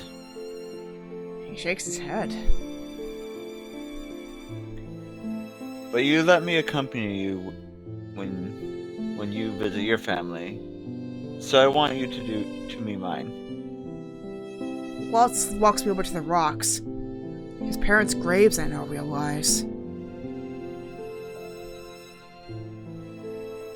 My parents told me they built the house all the way out here because they wanted to avoid humans. It was the safest place to be during the war. My parents are pacifists. To avoid detection, they rarely used their magic, which meant they barely taught me how to use my magic as I was growing up. But everyone says you were a child prodigy. Waltz nods. I studied on my own when they weren't watching. He shuffles his feet, looking suddenly abashed. I snuck out to town and participated in secret tournaments even. There are tournaments for this thing? Who knew? There were tournaments happening during the war? Walt sighs. Most of them were harmless, a means for witches to practice their magic without humans finding out. But some of the tournaments were not so harmless. Uh-oh. Is he turned to, like, Gladiator? I can only imagine some witches use those tournaments to hone their skills for more nefarious purposes. But then, I am certain there were knights who were trained to do the same. I only went to the tournaments to practice, but I ended up drawing the attention of some very dangerous witches. Yeah, I think I can put 2 and 2 together, but let's see. My mother. Waltz nods.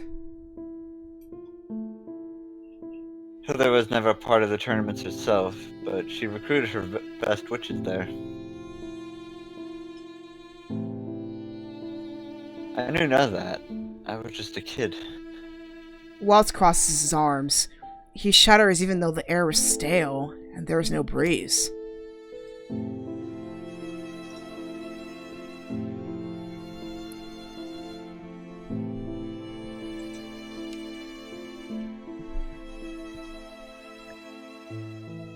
My parents eventually found out about my excursions and forbid me from going out.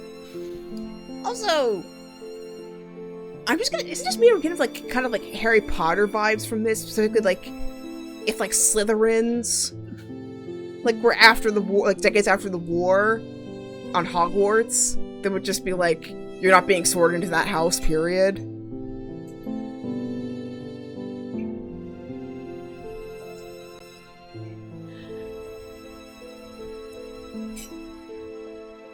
I didn't know that at the time, but Hilda had approached them when I wasn't home.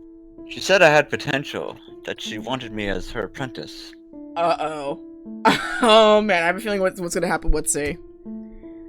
I look around the quiet clearing, heart sinking. I feel I already know how the story ends, and it makes me feel hollow.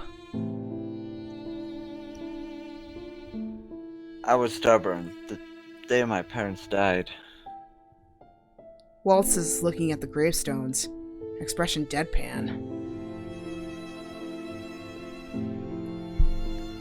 I'd snuck out to practice in another tournament when news spread of a house burning in the forest. Oh! Waltz squeezes his eyes shut. His breathing hitches. By the time I got back, everything was already burned down to ashes. Waltz? Hilda approached me that same day. She told me the fire had been started by witch-hating humans. When I had nowhere else to go, she offered me a place to stay. A home. And given what was happening to witches at the time, it would make total sense why she would basically try to cover it up with witch-hating humans. Whew, but little did she know. She applauded my strength. She made me feel valued. Waltz speaks haltingly, as if it takes a great deal of effort to say the words out loud. I wrap an arm around his shoulders and let him lean into me. I know this pain. When I was a child, I felt the same pain. She introduced me to another one of her prodigies, Smith. The two of us blindly followed every order, even when... His voice trails, but I do not push. I lean my head against Waltz's shoulder. He sags against me. I didn't know Hilda was the one who killed my parents until after she erased her memories. How did you find out? You were my light, Lucette. When I lost you, I felt like I'd fallen into darkness. I was so desperate I went to the king. I wanted to see if there was anything he could do to help you.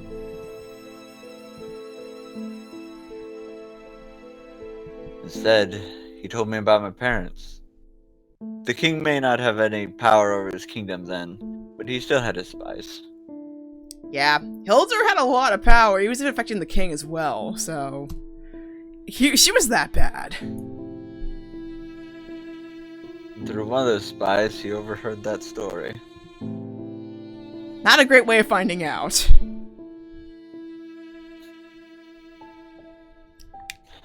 That was when I finally broke, when I tried to make things right. Hilda took everything from me. My parents, you, everything. So I turned back on her. I betrayed her. Top 10 anime betrayals of all time. Silence settles over the forest again.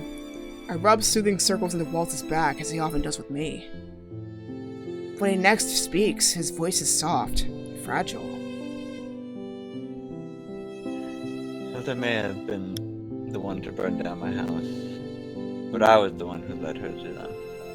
Dang! Walt! You're blaming yourself so hard!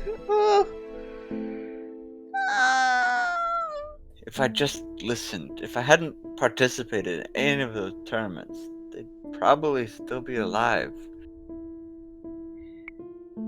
Oh my god! Just... Dang! He's been carrying this guilt all these years. It's like... Honestly, I don't think it was his fault. I think either way, Hilda eventually would track him down. Whew.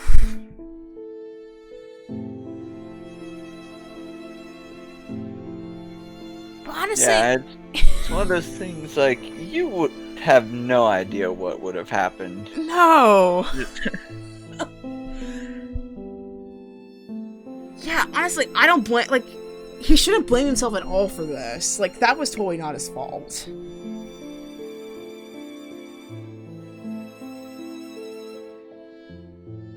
She was just a punk kid doing as punk kids do. Though in that case, it kind of, like, doing the punk kid thing by betraying Hildur actually saved his life. Ironically.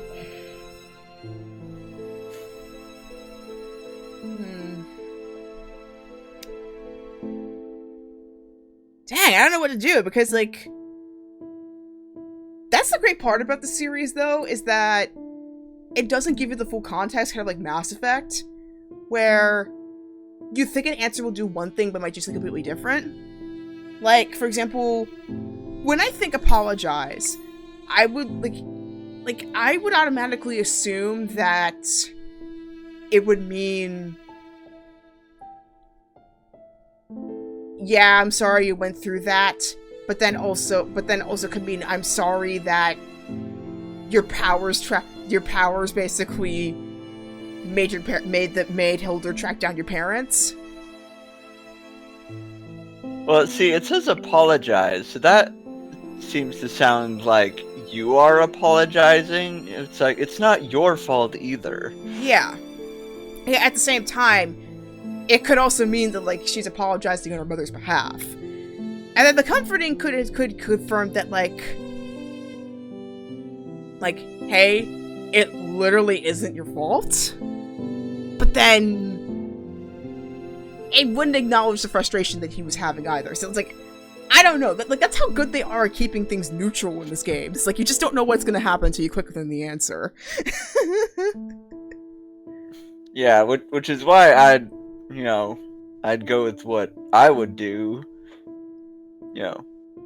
My instinct is to comfort him. He's going through a hard time. Mine too, actually. You're his fiance, so you should be there for him. Yeah. Try to console him a little bit. Yeah, it's like Goodwill Hunting. It's not your fault. Alright, let's give this a shot. I wrap my hard arms around Waltz's waist and rest my head against his chest. Waltz, you were a child. I had just listened. You can't think that way. You are not the one who set fire to the house. That was Mother's doing. You always tell me not to apologize for the things my mother did, and now I'm telling you not to blame yourself for her actions. There's no point regretting a past we cannot change.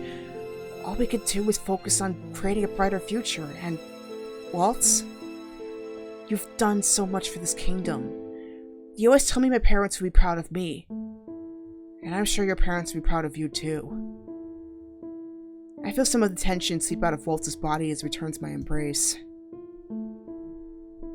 Thank you, Lisette. That's precisely what I wanted to hear.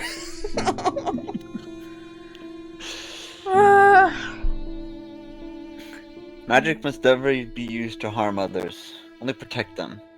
That is what my parents used to say. That'll explain all the shield training then. Yeah. Ding. I remembered that when I met you. Remembered? You're right. There's no point in thinking about the past now. You are my life now, Lisette. And I brought you here to see my parents. Thank you for listening to me. I've carried this story with me for many years. It's good to finally be able to share it. Walt steps away and leads me to the two big rocks. We each place a rose on them. Father, Mother.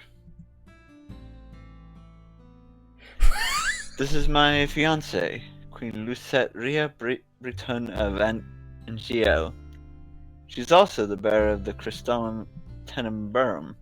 Very soon, when we're both ready, we're going to be married. Royals and their long names, am I right? Yeah, I'm like, that was a mouthful. Although the royal names usually are, I feel like. That is true. I smell down at the gravestones. I do not know what Walt's parents looked like, or even what they were like in demeanor. But the way Walt speaks of them, it is with regret. He misses them, and I can tell he loved them. I bow my head. It is nice to meet you both. I speak to them as I speak to my own parents. I tell them how much I love Waltz and how much he has done for this kingdom. I'm the luckiest woman in the world to have him by my side. Waltz is beaming beside me. Oh, this is too adorable. Thank you, Lisette. Oh! And I'm the luckiest man in the world to be able to stand by your side. He gently squeezes my hand. No. It'll be dark soon. Indeed. Maybe we should head back? Waltz looks thoughtful.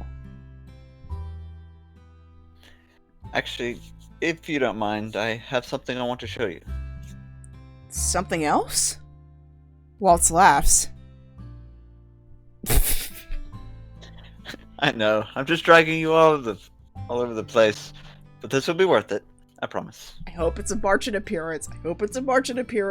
Better be. Waltz and I walk through the forest until we reach a hill in the outskirts. Here we have a clear view of the night sky and the scintillating stars strewn across its expanse. Oh, is that gonna be the business he had earlier? Was gathering everyone together? I hope so, but let's see.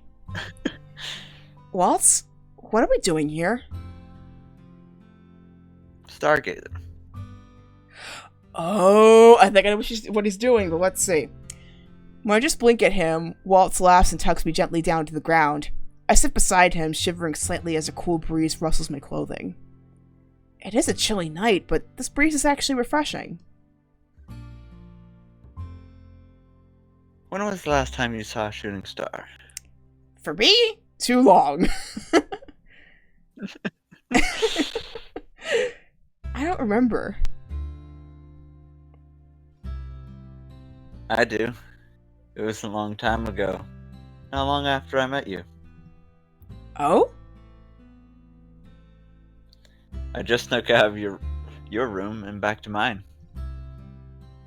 He smiles softly. Okay, for context, Waltz and Lucette used to do puppet shows together. Well, not like the puppet shows in public, but like the puppet shows like in the palace. And they would have to secretly hang out because Hildur would basically try to interfere with their meetings, essentially. Of course. Yeah. And as you know, eventually she figures out that they've been hanging out secretly, even after Lucette was all like, Waltz is my best friend, you are not taking him away from me. And in response, she wipes out all of her good memories, essentially, to try and make her as evil as possible. That's the Ice Princess thing. Well, okay then. Yeah. That's the nightmares she has later on as she's doing the Cinderella curse. Cinderella curse, in order for it to be broken, she had to do 3 genuinely good deeds to break the curse. But as she's doing that, her memories are also being recovered, which are pretty painful ones, if we look at it. It's such a fun time. So much fun, in fact, that when I saw a shooting star outside my window, I wish that fun would never end. Because he wants to always be a little boy and to have fun. He wants to be that little boy, but just not be in that little boy's body, essentially. Because he's been there for like a decade, I think. I wished, in that moment, that I could keep having fun with you forever. Your wish came true. Waltz laughs. It did. Your happiness was always my primary concern, but it means the world that I could be the one to share that happiness with you. There was no one else I'd rather share it with. I gasped when something bright streaks against the sky, one of the shooting stars we had just talked about. I do not remember if I had ever seen a shooting star, but I know what comes next. I clasp my hands together, close my eyes, and make a wish. I wish to be the queen my kingdom needs, and to be a bearer worthy of the Tenebrarum. And I wish to make Waltz just as happy as he made me. Waltz speaks in a whisper. What's that? Open your eyes.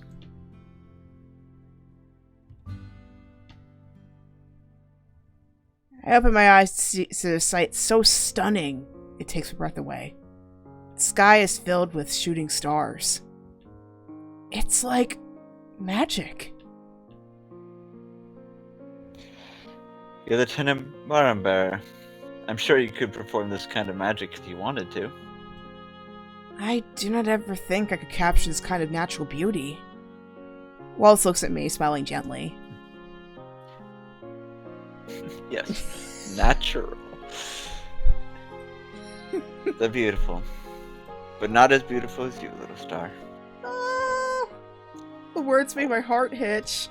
So divine. Sometimes I think I do not deserve you, Waltz. That has never been true. I'm the unworthy one who said. I disagree. You've always been more than worthy, Waltz. Thank you, Waltz, for everything.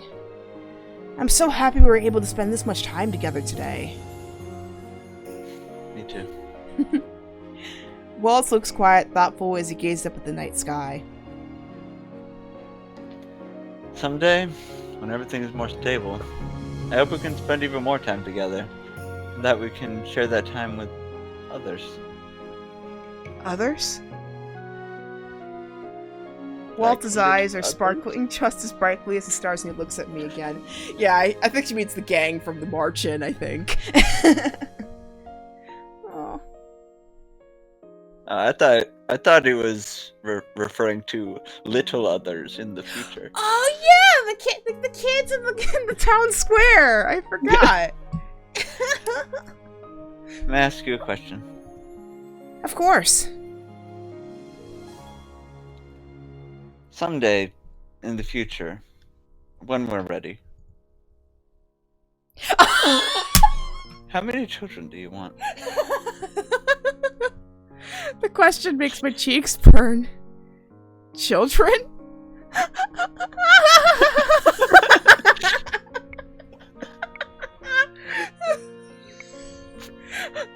Oh God. None. No children. Bad. None. And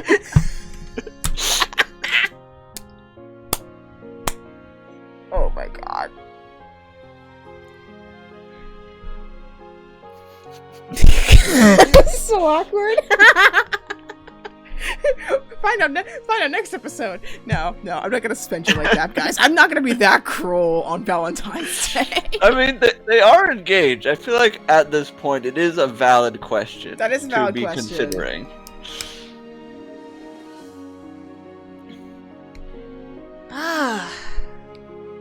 That is complicated. But on the other hand,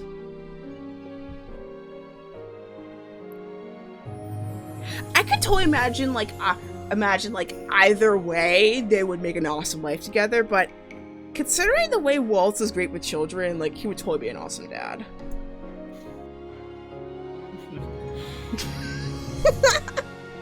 I mean, the royal family has to have children to, continue the line, if nothing else. Yeah. So. On the other hand, there is Rod and Emily, and they are still technically in line.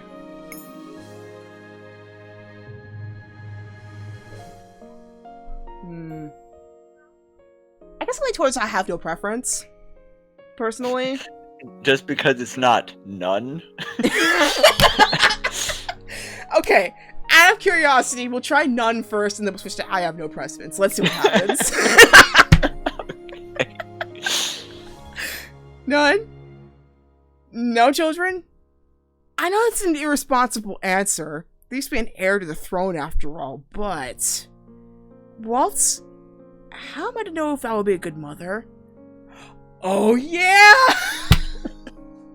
That's right. Like, even Lucette's origins were kind of sketchy in the beginning, come to think of it.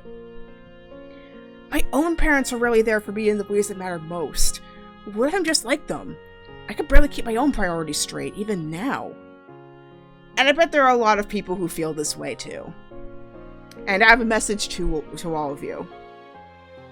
If you are that conscious about the mistakes your parents have made, you are way better than most people who probably went through the exact same thing and didn't think about it. Just my 2 cents. I'm scared. And you have every right to be. Maybe it's just scary. Yeah!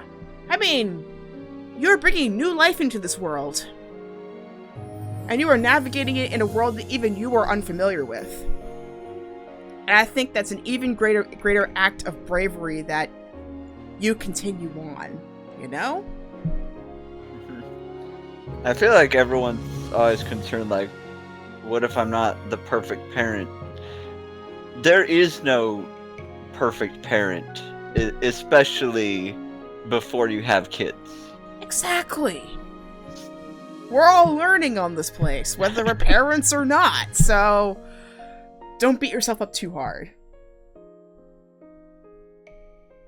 Waltz presses his hand to my cheek and gently turns my face toward him. You can never be like your mother, Lucette. You know what it's like to yearn for a better life. I know you wouldn't make someone else live that. See, even Waltz agrees with what I just said earlier.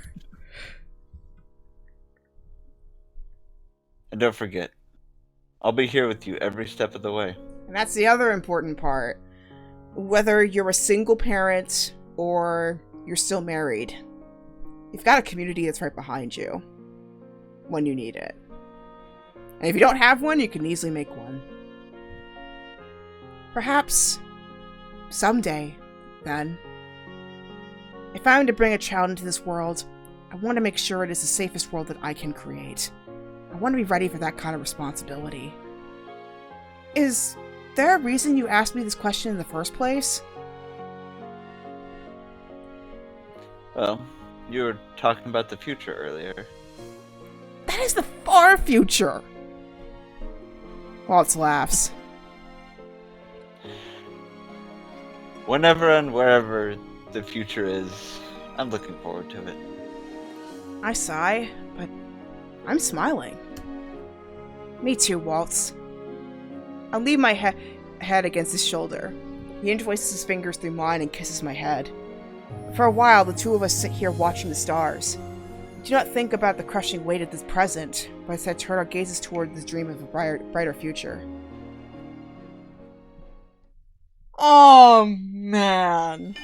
This story.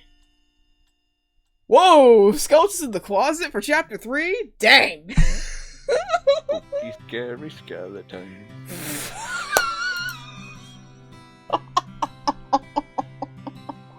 And we're back in the marching, which is good. So, yeah. So, you know what, guys? I think this might be a good place to pause, because I am wondering, what are these skeletons that we are talking about? And I keep forgetting that we're not doing the OG theme of Cinderella Phenomenon's menu music, especially considering how beautiful it is. But yeah, this is a really, really fun game, honestly. Like, I'm interested to see like how this is happening so far. But yeah, I feel like so far it's a really, really good sequel to the original game. Like, you can kind of see where the story is trying to progress, while at the same time you see how far Lucette has come since her original story. So if you've not seen my original playthrough Cinderella Phenomenon, please go check it out so you have an idea of what I'm talking about. All of them are in my YouTube channel, which is on DJ MK Off the Air. I can show you here. There we go. Right there. And in terms of other stuff, I am going to be playing part 2. Maybe tomorrow? We'll see. And other stuff I'm going to finish, Prince of Persia's Sands of Time, Game Boy Advance Edition, more DDR, obviously. And as soon as I find my DualShock controller, yes, I am still finding it even months later. Parasite Eve 2 and the 3rd birthday. But I will follow through on that. I also have a Fiverr shop, Wax and Give a Switch. And I've got 2 codes going on right now. Blackouts, which is supplemental archetype, and In Bulk, since we turned the Wheel of the Year. So you'll get a free rune addition to your reading if you decide to get a reading from me this month. So, yeah. I'm excited to play more of this. And, Dobie, how about you mention your channel? Where can we find you? Mainly I've just been doing a lot of Twitch, at Tobias of Tantalus. I also do have a YouTube channel. That's really where I started. I haven't been doing as much on that since I've been doing the Twitch, but I did upload a new video recently. That's a channel I do with my brother. It's called Just Playing Games. You can look for the big orange letters there. Yep, the JPG.